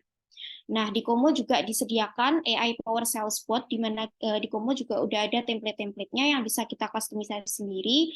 Dan di Sales Bot ini juga kita bisa atur timer untuk follow up. Misal kita akan follow up customer itu 3 hari lagi atau 2 hari lagi, itu bisa diatur aja timernya di Sales Bot ini, sehingga nanti kita Sales Bot-nya akan follow up secara otomatis. Kemudian di Sales Bot ini juga ada Net Promoter Score, di mana fitur ini berguna untuk mengatur untuk membuat sehingga kita bisa mengetahui kepuasan dari pelanggan kita terhadap servis atau jasa dari bisnis kita. Jadi kita bisa lihat dengan cara membuat Net Promoter Score Salesbot ini. Kemudian kita juga bisa menyebarkan broadcast untuk marketing campaign. Misalnya Bapak dan Ibu mungkin di tanggal kembar atau payday sale ingin menyebarkan informasi tentang marketing campaign atau info promo dan lain-lain, ini bisa menggunakan WhatsApp broadcast di Komo karena udah disediakan template yang bisa diubah sendiri dan bisa dikirim sesuai kategori customer yang kita inginkan. Nah, selanjutnya di Komo juga ada dashboard, di mana dashboard ini bisa menampilkan data bisnis kita secara real time dan bisa kita tambahkan widgetnya sesuai keinginan kita, serta kita bisa analisis aktivitas admin penjualan. Misal di sini kita bisa mengetahui average response time dari admin kita itu berapa menit kalau membalas chat dari customer. Kemudian ini jumlah task yang sudah diselesaikan itu ada berapa, kemudian lead itu datangnya dari mana aja, misalnya dari web atau dari call atau dari email dan lain-lain. Juga ada data dari kepuasan pelanggan kita, Net Promoter Score, dan kita juga bisa set goals dan track progress dari bisnis kita. Nah, kenapa pilih Komo? Karena Komo ini merupakan first stop solution, di mana Komo ini merupakan CRM berbasis messenger yang pertama di dunia dengan tampilan interface yang simple dan ramah pengguna. Selain itu, fitur-fitur di Komo ini bisa kita customisasi sendiri, sehingga kita juga tidak akan kehilangan satu prospek pun, dan kita bisa membangun hubungan dan loyalitas dengan klien secara kuat. Selain itu, kita juga bisa mengatur tujuan dan melacak kinerja atau performa bisnis kita. Nah, untuk paket berlangganannya sendiri di Komo ini ada 3. Yang pertama dari base, itu harganya start dari 230.000 per user per bulannya. Kemudian ada advance dan ada enterprise, itu yang paling lengkap, yang sudah ada Salesbot dan AI Power Up-nya, itu di 698.000 per bulannya. Dan nanti kita juga akan bagikan giveaway untuk 3 orang yang beruntung. Tiap orang akan masing-masing dapat 1 paket 1 bulan paket enterprise secara gratis. Nah, selain itu saya juga izin untuk mempresentasikan ini sedikit, yaitu Komo Partner Program, di mana Komo ini punya partner program, yaitu program partnership dengan Komo yang bisa diikuti oleh siapapun, bahkan orang yang belum berpengalaman pun. Dan Bapak dan Ibu sekalian mungkin bisa mendapatkan komisi penjualan itu Yang pertama, untuk penjualan pertama dapat komisi 100%, kemudian penjualan berikutnya bisa dapat 30-50% lifetime commission per sale-nya. Kemudian kita juga dengan jadi partner itu, Bapak dan Ibu tidak hanya sebagai afiliasi saja, tapi Bapak dan Ibu juga bisa menawarkan service kepada customer-customer Bapak dan Ibu, misalnya bisa menawarkan setup, membantu dalam integration, dan juga menawarkan konsultasi. Jadi Bapak dan Ibu sekaligus belajar untuk menangani customer-customer dan bisa mendapatkan penghasilan tambahan lewat Komo Partner Program ini. Di partner program ini juga akan mendapatkan free 2 bulan akses Komo yang nanti bisa di-extend sampai 6 bulan tergantung dari performa sale dari Bapak dan Ibu sekalian. Nah, untuk Bapak dan Ibu yang mungkin mau tahu lebih lanjut, untuk lebih jelasnya bisa scan QR code tentang partner program, karena ini lumayan banget buat menambah penghasilan tambahan juga. Bisa scan QR code di sini karena mungkin ini juga durasi, jadi saya izin melanjutkan saja. Nah, mungkin untuk Bapak dan Ibu juga yang mau cobain Komo dulu, mungkin mau cobain fitur-fiturnya dari Komo, atau mungkin mau tahu lebih detail tentang Komo, bisa scan QR code yang ada di slide ini, karena kita menyediakan free trial 14 hari untuk pengguna baru, jadi mungkin bisa registrasi Komo terlebih dahulu. Dan mungkin gitu aja dari saya. Apabila mungkin Bapak dan Ibu mau tahu lebih lanjut tentang product knowledge-nya, juga bisa menjadwalkan demo produk bersama tim sales kami di scan QR code-nya ini aja. Dan mungkin untuk apabila penjelasan saya terlalu cepat atau mungkin scan QR code-nya tadi terlalu cepat, saya sudah titip sama kakaknya dari remarketing untuk blast informasi tentang link-link yang penting, contohnya link QR code ini juga untuk tadi partner program maupun free trial Komo 14 hari ini. Mungkin gitu aja, sekian dari saya. Semoga hadirnya Komo ini bisa membantu meningkatkan efisiensi workflow bisnis dari kakak-kakak sekalian gitu. Terima kasih. Oke, thank you Kak Thank Helen. you, Helen. Linknya juga udah ada ya guys di Sudah ada kolom di chat. kolom chat nih. Untuk coba gratis Komo selama 14 hari, kapan lagi loh? Iya kan? Betul. Ada juga untuk daftar program partner Komo dan mendapatkan komisi penjualan. Asik, langsung aja cek di kolom chat ya, warga ya. Udah ada, udah di-share juga. Nah, untuk recording presentasi Komo juga bisa diakses langsung. Ada linknya, bisa langsung klik. Itu. Yuk, giveaway. Sekarang saatnya giveaway. Thank you Mbak Helen. Saatnya giveaway. It's time to giveaway yang akan berhadiah Komo juga. 3 orang dan free access remarketing. Silakan Pak, siapa namanya? Akses. Pak akses remarketing. Oh, Pak Kuilah. Silakan Pak Kuilah. Ini dia, kuis tentang Komo. Tar dulu. Sebelumnya yang paling pertama kali nebak ya, yang kita anggap menang. Ya, betul. Oke, yang paling benar pertama kali itu yang nanti dicatat. Tolong dicatat, Rachel ambil kertas sama pulpen dulu. Oke. Berarti siapa cepat dia dapat. Siapa cepat dia dapat. Oke. Silakan Rachel dan Kuilah dipandu. Deg. Pertanyaan pertama, siap. Siap. Let's go. Apa itu Komo? Ayo. Oke. Ada nih, sudah ada. Udah yang pertama. Ini jurinya siapa nih jurinya? Cepet banget sih si RM. 3 kata. Iya. Enggak, udah bener Mas Leo. Orang kita briefnya juga kurang jelas. Kan paling cepat, udah menang oleh Bor. Oke, berarti Mas Leo ya? Ya. Ini berarti duel kecepatan mengetik juga, guys ya? Iya. Oke, Mas Leo. Nanti Mas Leo ini chat di sekretariat ya? Yes, Mas Leo. Ini aku sambil tulis ya. Kalau Mas Leo menang 2 kali dia gratis 2 bulan, Bang. Enggak, udahan. Kalau udah menang sekali berarti kita next ke yang di bawahnya ya. Ya, siap. Oke, pertanyaan pertama sudah dimenangkan oleh Mas Leo. Congrats Mas Leo. Next.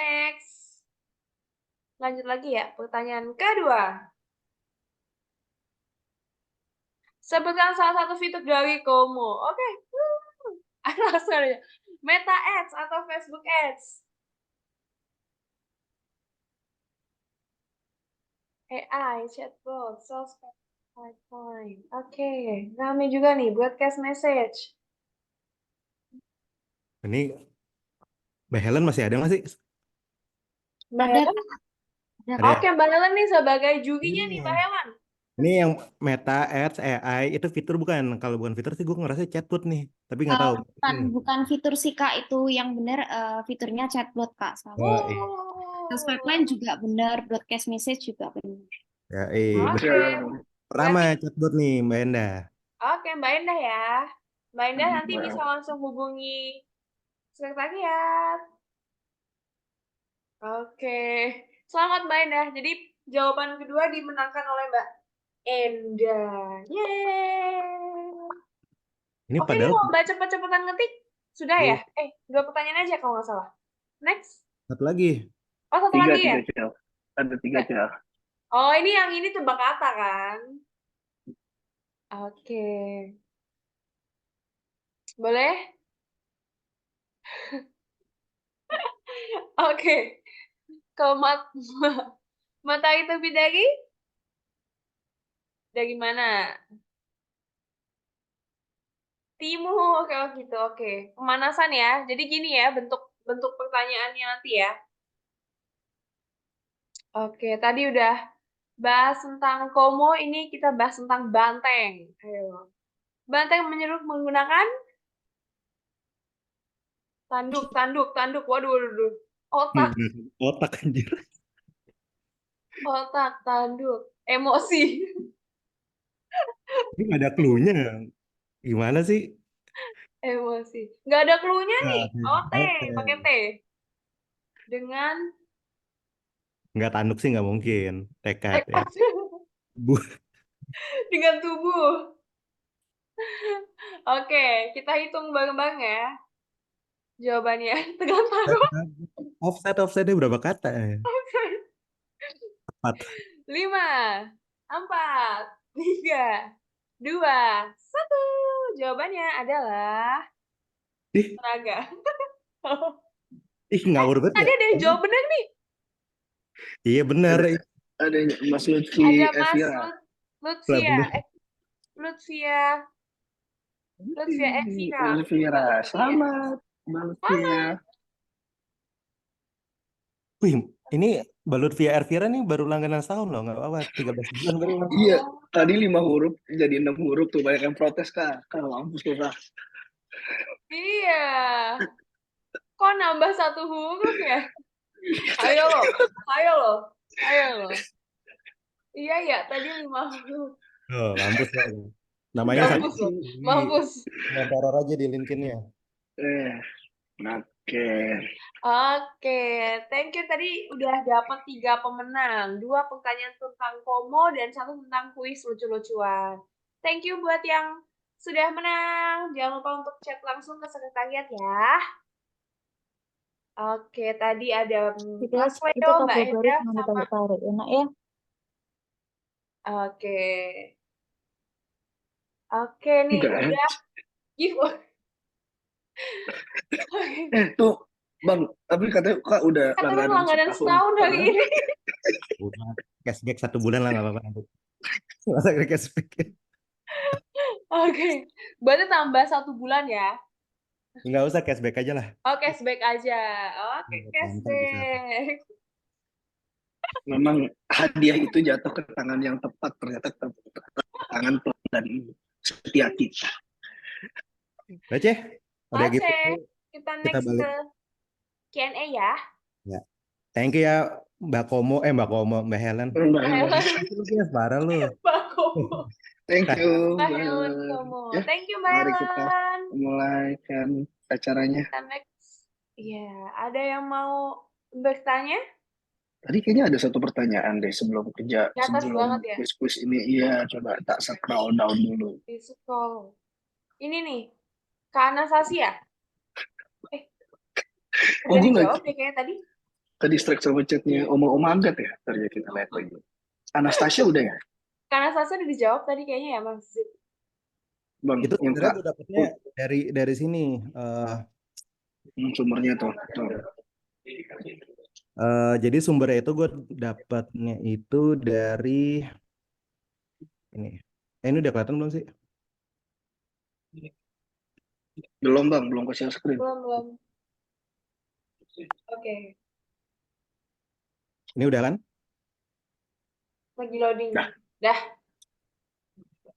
Nah, ini kebetulan gue langganan AdWorld Pro ini. Jadi kalau teman-teman mau gali digital marketing lebih banyak, nah itu gue materi itu dapat dari salah satu materi dari sini nih. Judulnya apa ya?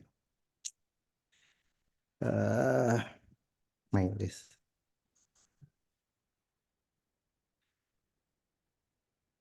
Nanti gue share deh. Soalnya di sini tuh dia, nah ini nih orang ini. Nah, dia tuh malah ngasih contoh kayak apa kita nobar ini aja kali ya? Ini kelas apa nobar materi orang juga? Tuh, kayak gini nih guys, dia tuh ngasih tahu ini. Terus dia juga ngasih tahu juga lebih detail tentang kayak dia pakai chat GPT untuk masing-masing ini nih, discover gini. Jadi memang nggak ada contoh dari aplikasinya, tapi gue belajar dari tempat ini nih, AdWords ini. Langganannya lumayan, tapi resultnya bagus kok. Materi-materi banyak banget. Nah, cita-citanya memang remarketing kayak gini nih. Kayaknya teman-teman sini juga bakal sering banget dapat iklannya nggak sih? Kayak AdWords itu tuh. Bertebaran iklannya. Oke, terus ini langsung gue bacain aja kali ya. B2B, contohnya gimana? Ya udah kita langsung praktek aja yuk. Siapa Mbak Vinti. Mbak Vinti bisa open mic? Halo, sorry, aku lagi di luar. Ini kedengaran kah suaranya? Kedengeran aman-aman. Oke. Hobinya Mbak Vinti apa?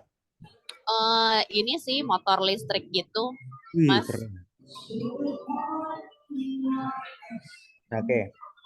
Nah, sebenarnya bisa banget sih kalau B2B. Perlu ya gue bilang bagus. Mbak Ima?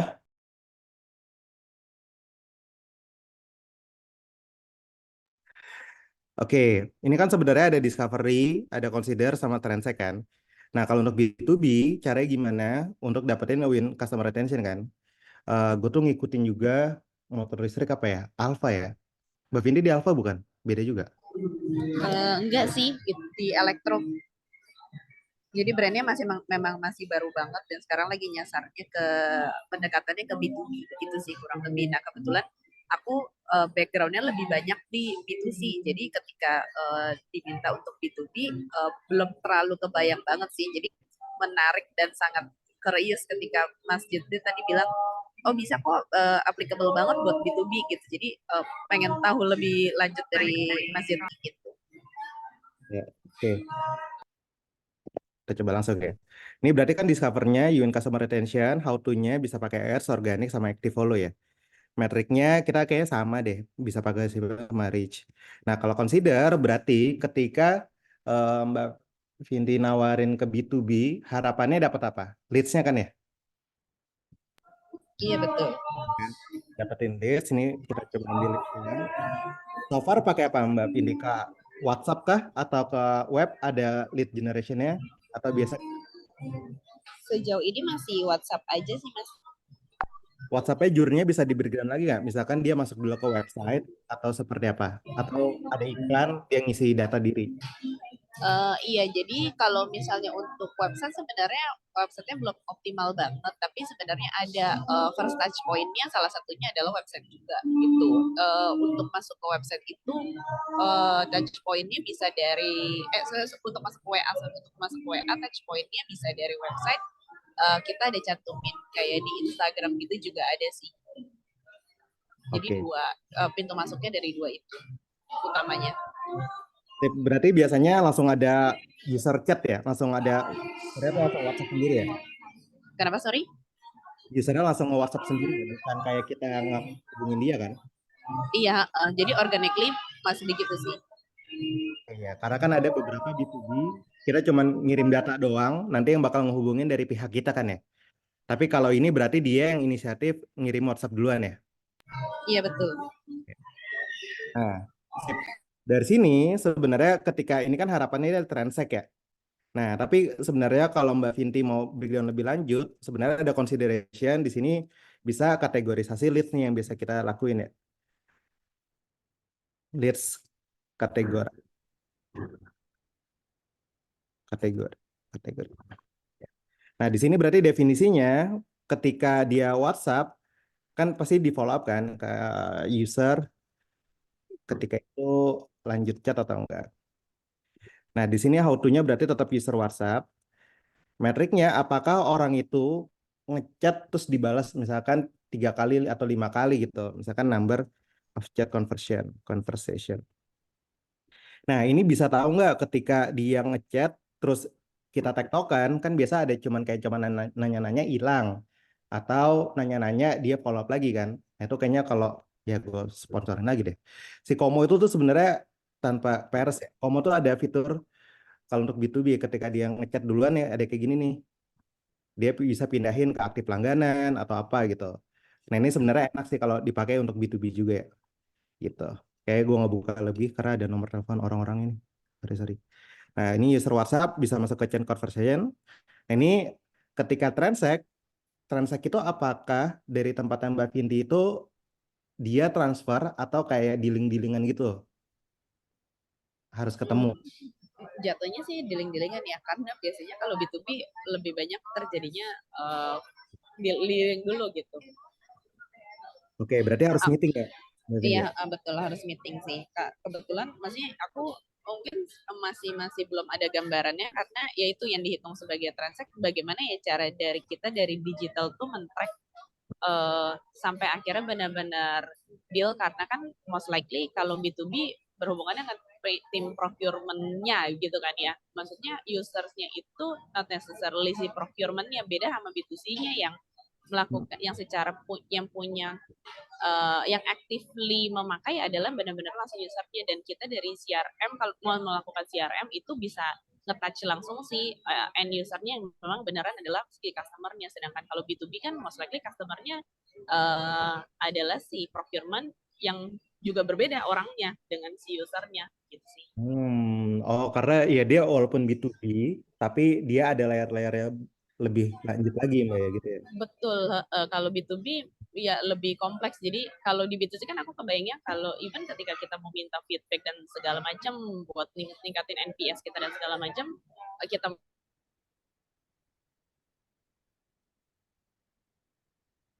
Halo Mbak Vindi. Halo, sorry, ini kedengaran kah? Aman. Oh ya, iya kalau di B2C kan most likely si kita mau nge-touch lagi, mau melakukan remarketing atau retargeting bisa langsung ke si end user-nya. Tetapi kalau B2B kan yang customer sama pada akhirnya customer dan consumer orangnya berbeda gitu sih. Itu yang aku masih agak bingung. Iya sih, kayaknya itu mostly sebenarnya banyak banget di fase discovery ini ya. Yang Mbak Vindi itu challenge-nya adalah ngedefinisikan bersama. Ketika list kategori sebenarnya ada lagi tahapan ketika dia pas masuk ke requirement itu ya, requirement di procurement itu ya. Iya. Ada experience di sana ketika dia udah list kategori, dia oke tapi kelempar ke requirement-nya itu tuh mental, nah itu kan berarti harus mundur lagi tuh, harus cari lagi kan sampai fase transaksi itu kan. Iya betul begitu. Jadi memang untuk fase ini bisa dimaksimalin sebenarnya untuk ngedefinisiin kayak fasenya sendiri sih Mbak Vinti ya. Jadi memang dibalikin lagi kebutuhan masing-masing. Apakah dari sini list kategori, terus misalkan cek requirement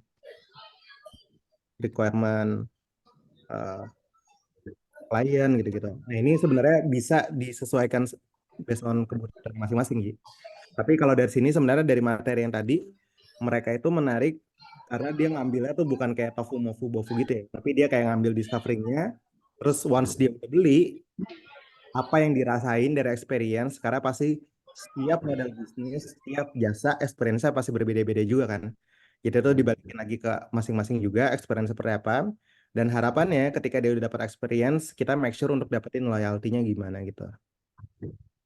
Gitu sih, paling ya harus lebih eh bahasnya lebih deep banget tuh. Nah, ini contohnya.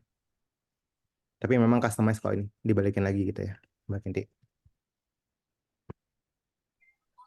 Oke. Pada akhirnya aku mencoba recap yang Mas tadi bilang, benar nggak? Mas, correct me if I'm wrong gitu ya. Pada akhirnya untuk kayak yang tadi di present, sebenarnya kan yang kita harapkan tadi cost per acquisitions-nya itu menjadi lebih turun, di mana AOV-nya lebih tinggi. Tapi ketika dibalikin ke industrinya kita, matriksnya pada akhirnya juga akan berubah-berubah sesuai dengan tahapan yang kita coba define begitu ya. Betul, itu poinnya. Ini karena dia contohnya kayak customer purchase code untuk e-commerce kan. Tapi Aha. kalau tadi aku balikin lagi ke remarketing, ya kita tuh ngejarnya bukan CAC dan AOV-nya, average ininya, tapi lebih ke CPM-nya, reach-nya dulu gini-gini sih. Jadi tiap fase kita breakdown juga metric to track-nya apa gitu. Dibalikin ke masing-masing kan. Gitu. Oke. Dan ini tuh berlaku untuk semua apa ya namanya ya? Maksudnya tidak hanya untuk ads doang, tapi juga untuk komponen-komponen marketing yang lain gitu ya. Ya, ads itu sebenarnya ya elemen salah satu bagian di sini aja kan. Bisa aja kan ketika di bagian experience kita nggak perlu ads lagi kan. Tapi yang diukur kalau kita tuh ngitungnya kayak ada add to calendar, terus ada kayak retention participant. Nah ini kita ukur juga kan. Nah ini kan nggak melulu tentang ads gitu. Jadi dibalikin lagi sih ke metriknya masing-masing. Tapi ini template ini ngebantu untuk satu ngedefinisiin fasenya masing-masing, terus how to-nya gimana, metrik yang kita mau track dari masing-masing fase ini, terus fase tadi ya marketing, branding sama sellingnya di mana aja. Gitu Mas. Oke. Kalau boleh tahu berarti dari Mas ini juga experience-nya banyak kan untuk ke B2C gitu ya, instead of B2B. Kalau Mas ini sendiri maksudnya. Dua-duanya sih, dulu kan aku pernah di agensi B2B ya, tapi kalau agensi aku ngandelinnya ya social proof-nya aja tuh. Jadi recurring-nya karena memang pekerjaan di awal ya. Jadi kita nggak inbound marketing lah. Tapi 2 tahun ini karena aku di Kompas ID dan fokus juga di remarketing, fokusnya ya B2C. Gitu. Kalau di B2B berarti bisa aku simpulkan B2B mungkin social proof salah satu activity atau ya cara yang juga cukup megang gitu ya untuk bisa meyakinkan, membantu di tahap discovery di awal itu ya. Ya, bantu banget. Nanti aku coba share lagi kan Mbak Vindi udah langganan terus bisa nonton materinya tentang inbound marketing dari Kak Dwi itu, Dwi Nanda. Itu lengkap banget sih itu. Dia kan karena juga fokusnya ke B2B ya, karena dia jualan iklan juga tuh. Nah, dia tuh buat persepsi kita tuh sebagai ahli, sebagai orang yang capable di industri ini. Jadi once mereka ngeliat portfolio kita, ngeliat konten kita, oh tahu nih kapasitas kita seperti apa gitu. Masih banyak yang inbound kok kalau B2B ya. Oke. Sip. Thank you banget ya, Mas. Sip, thank you juga. Terus ini, panjang juga Kak Enda. Ini panjang nih. Mungkin Kak Enda bisa on mic aja kali ya? Open mic aja, boleh?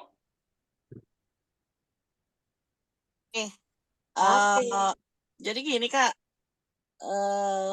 aku tuh lagi handle platform digital B2B tentang industrial supply chain. Jadi sebenarnya kan aku kerjanya kan di Kementerian Perindustrian ya. Nah itu kita tuh udah ngebangun platform digital B2B itu kayak buat mempertemukan buyer sama membernya gitu kan ya. Buyer sama seller lah buyer sama seller, bener nggak sih? Oh iya, penjual dan pembeli gitu kan.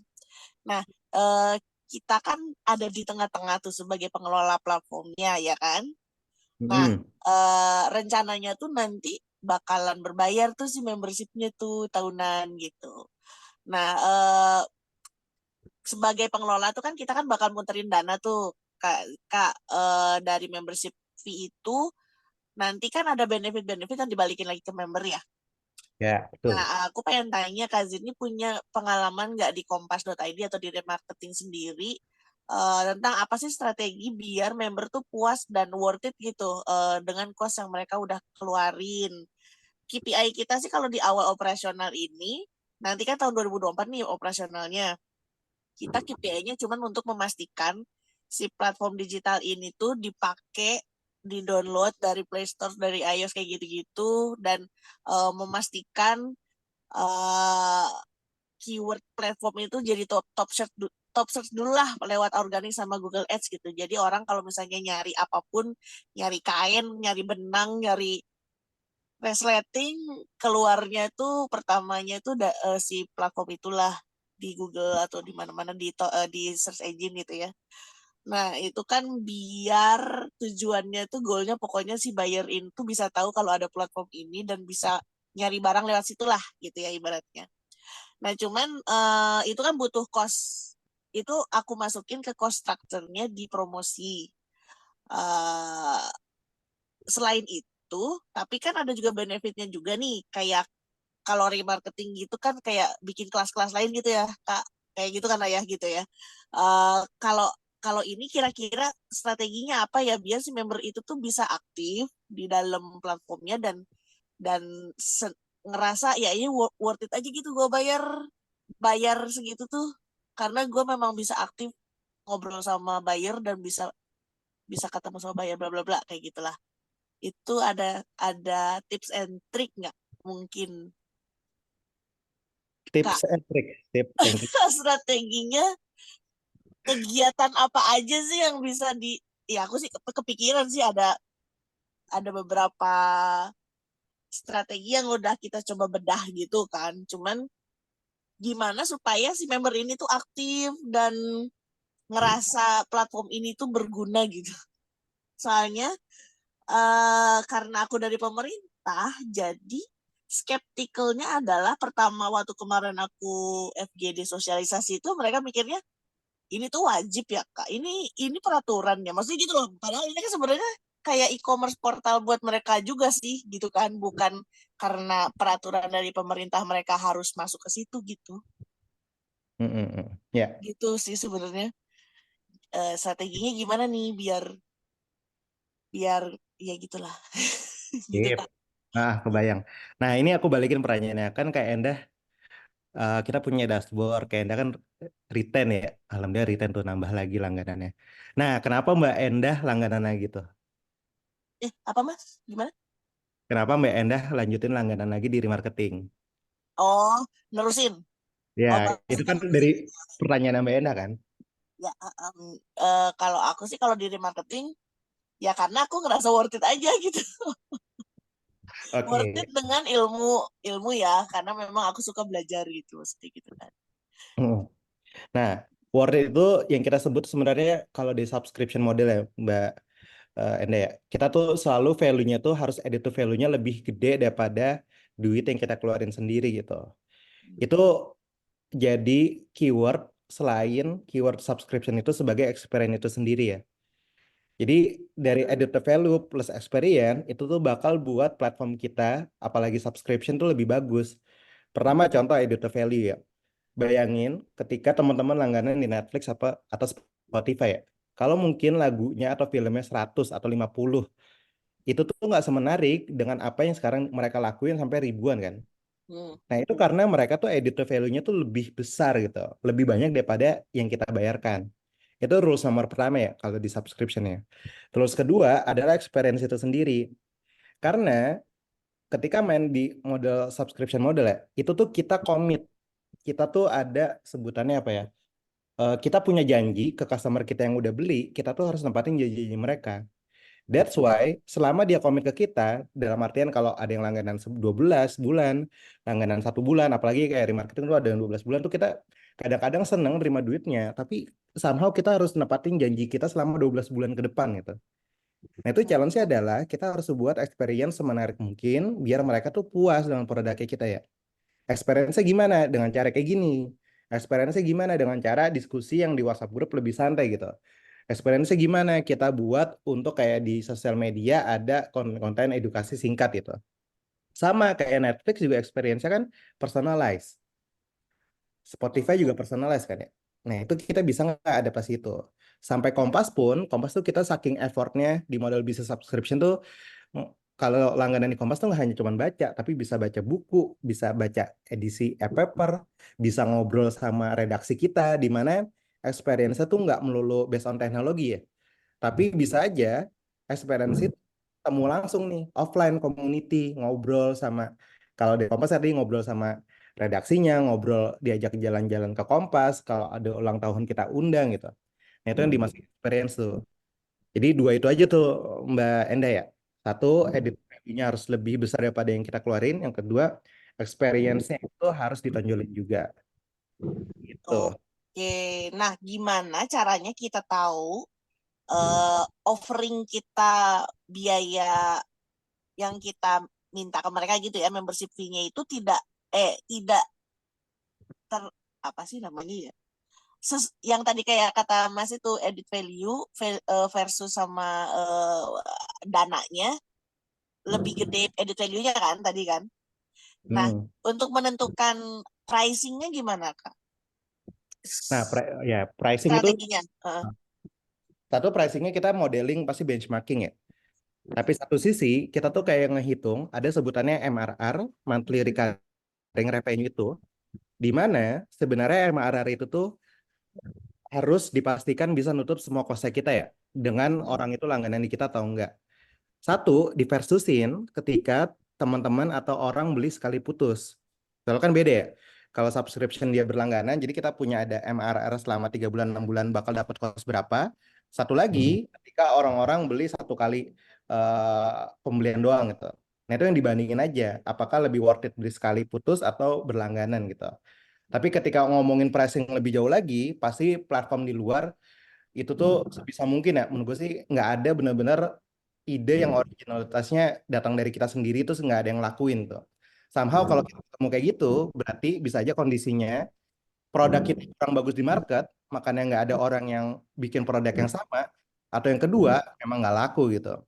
Nah, kalau memang udah ada produk dari luar yang mengaplikasikan dengan yang sama, itu tiru aja adaptasinya ATM itu ya. Harganya mirip-miripin ya.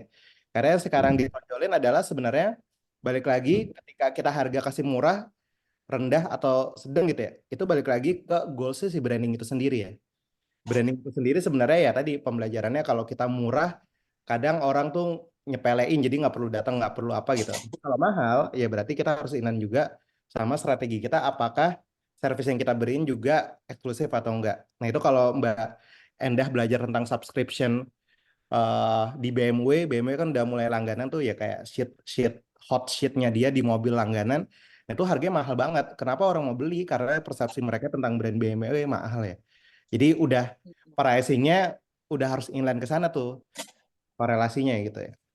Gitu sih. Tapi pertanyaan singkat, harus benchmarking sih ke produk yang sama ya. Gitu. Oke. Iya. Soalnya aku kayak berasa kayak makelar gitu kan posisinya. Betul. Kayak Alibaba gitu loh, Kak. Mirip Iya. kayak Alibaba gitu. Jadi kayak cuma di tengah-tengah aja tuh. Iya, Posisinya kita nggak jualan produk gitu. Kita cuma Iya. mempertemukan seller dan buyer gitu doang sih. Heeh. Nah, itu balik lagi, ada yang lakuin hal yang sama nggak Mbak Endah di luar sana ya? Ada. Ada kan? Berarti checklist tuh, apakah yang melakukan itu banyak usernya atau enggak? Tapi kalau di Indonesia belum ada. Maksudnya belum ada nih ya kalau di Indonesia. Kalau di luar ada, di India kayak gitu-gitu. Oke. Berarti aku mesti Nah, benchmark itu ke situ ya? bisa ke sana, tapi jangan plek ketiplek masukin ke kita. Karena tadi balik lagi ya, kita tuh dari remarketing mau niru kayak AdWorld tadi ya, AdWorld Conference ya, yang langganan ya. Tapi ketika kita tiru, langganan nggak ada yang beli itu. 3 minggu pertama kita nggak ada yang beli, tapi kita tweaknya adalah komunikasinya, marketing 10 kali kelas marketing series bundling gitu selama 1 bulan. Nah itu kan konteksnya sama ya langganan, tapi kita ganti wordingnya 10 kali live class bundling gitu. Jadinya bundling yang memang familiar di kita. Jadi Dan penentuan ketahuan edit value-nya juga, kuantitinya gitu ya. Nah, dan perlahan kan ini sekarang kita udah mulai shifting langganan kan, karena kita coba 3 bulan tuh ternyata udah mulai familiar juga nih orang-orang iuran lah, terus teman-teman udah tahu bakal habisnya kapan, nah ya makanya mulai shiftingnya pelan-pelan. Karena tadi kita percaya di Indonesia tuh belum ada yang masuk kayak gini, tapi di luar tuh udah banyak. Makanya kita adaptasinya nggak plek-ketiplek, tapi adjust dengan knowledge dari market size yang kita punya gitu. Oke. Oke, Kak. Sip. Terima kasih, Kak. Iya. Oke, thank you Kak Indah. Oke, next nih. Dari pertanyaan terakhir mungkin ya Mas Zidni, kalau nggak ada yang nanya lagi nih dari Kak Andika. Kak Zidni, idealnya atau umumnya yang saya pernah pelajari dari First Buyer into long-term customer managed by CRM platform. Nah, sebenarnya apakah CRM platform itu menjadi hal yang mandatori untuk mengubah first time buyer menjadi customer? Jika tidak, metode yang paling efektif untuk mengubah buyer jadi customer itu apa ya? Cie, ada nadanya gitu, Cel. Iya dong. Oke, CRM tuh jadi penting banget sih, Mbak, Mbak Andika lagi. Andika, jadi kalau CRM itu sebenarnya sekarang kan image-nya mahal banget ya. Tapi sebenarnya tuh ada tools-tools yang murah banget. Kalau kita nih di Kompas, karena budgetnya gede, kita tuh pakai Mo Engage. Itu mahal banget tuh kita pakai, itu mostly sekitar berapa ya? $10.000 sebulan tuh. It's okay karena kita punya jutaan user di sana. Kita tuh punya ya 2 jutaan register user ya. Kita punya di Kompas sebanyak itu. That's why kita butuh CRM yang scalability-nya tuh gede banget gitu. Tapi kalau kita lihat remarketing itu user kita baru 1.000-an kok. Nggak perlu yang pakai CRM yang advance banget. Makanya kita tuh pakai beberapa tools yang bisa mengakomodir kebutuhan kita. Pertama kalau email, kita tuh pakai MailerLite sebutannya ya. Gue coba share di sini deh. MailerLite. Nah, ini kita pakai CRM ini, email. Ini kita gratis malah kalau lu punya audiens di bawah 1.000, itu tuh gratis. Dan pengirimannya juga unlimited. Ini worth it banget. Ini kita sering pakai juga, convertnya juga lumayan. Terus kalau kita WhatsApp, kita tuh pakai Fonte untuk ngeblast ya. Jadi kalau teman-teman di reminder tuh sama sekretariat, kita tuh pakainya Fonte. Itu penting banget tuh Fonte. Tapi yang ketiga, kita tuh selain Fonte pakai ngeblast, kalau warga di sini ngerasain ketika join WhatsApp group dapat onboarding, kita juga pakai Fonte ini gitu. Jadi ya CRM platform tuh sekarang penting banget karena dia itu menurut gue ya itu cost paling murah untuk bisa ngakuisisi user. Karena ya tadi CRM kan Fonte sekali bayar tuh berapa? 160.000 sebulan, tapi konversinya tuh gede banget sih kalau dari WhatsApp itu ya kita ya. Gitu. Gitu. Pak. Oke. Karena Oke. ya aman. Ini kayaknya udah ada yang jawab. Nggak ada yang mau tanya lagi nih. Kita foto dulu kali ya. Ya, itu ya tuh, Bukos CRM tools, Oh, CRM operator itu mah tepatnya. bukan apa ya? Oke, kita foto dulu. Ya, ya foto. Nanti kita spillnya kelas Januari di chat aja ya, di WA grup. Oke, Nggak sabar gue lewat dengar. chat aja. Yeay. Ayo kita foto kelas-kelas Kita dari. foto yang bisa on cam, kita on cam dulu ya. Ayo warga mana nih? Ini kelas terakhir kita ya, Pak RT ya, di tahun ini ya. Yuk. Bukannya kelas lo, Bukos. Hah? Kelas gue. Sharing dong lo. Cara menjadi. Aduh, Cara apa menjadi yang mau bos. di-sharingin? Kita udah berapa ratus kelas ya tahun ini ya, Pak RT ya? Apa ribu nih? Ribu berapa tahun ya? Oke. Yoi. Yuk yang bisa on cam, kita on cam. Yang dapat giveaway dong, on cam dong. Wah, bener sih. Mana nih Ayo, tunjukkan wajahmu? perlihatkan wajah kalian. Iya. Tadi Tunjukkan kalian bukan bot. tadi tuh Kak Leo, Kak Endah, Kak Luxia. Sumpah ingat aku. Ya, udah dihafalin sama Rachel biar nggak kabur orang-orangnya ya. Aku hafalin. Ayo warga kita bersama-sama foto terakhir di Tahun tahun ini. 2023. Ya. Benar banget. Kita hitung kali ya Bukos ya. Biasa Bukos. Haha, Yuk, udah matiin lampu. Diwakilin aja ya. Oke. Udah berdaster. ya udah yuk Bukan kita bu. hitung kali ya. Oke, boleh. 5, 4, 3, 2, 1,5, 1. Oke, siap semuanya? Ayo. Tunjukkan pesona kalian. Ya ini mah kita doang yang aktif. Oke, 3, 2, 1. Oke, satu lagi slide sebelah. 3, 2, 1.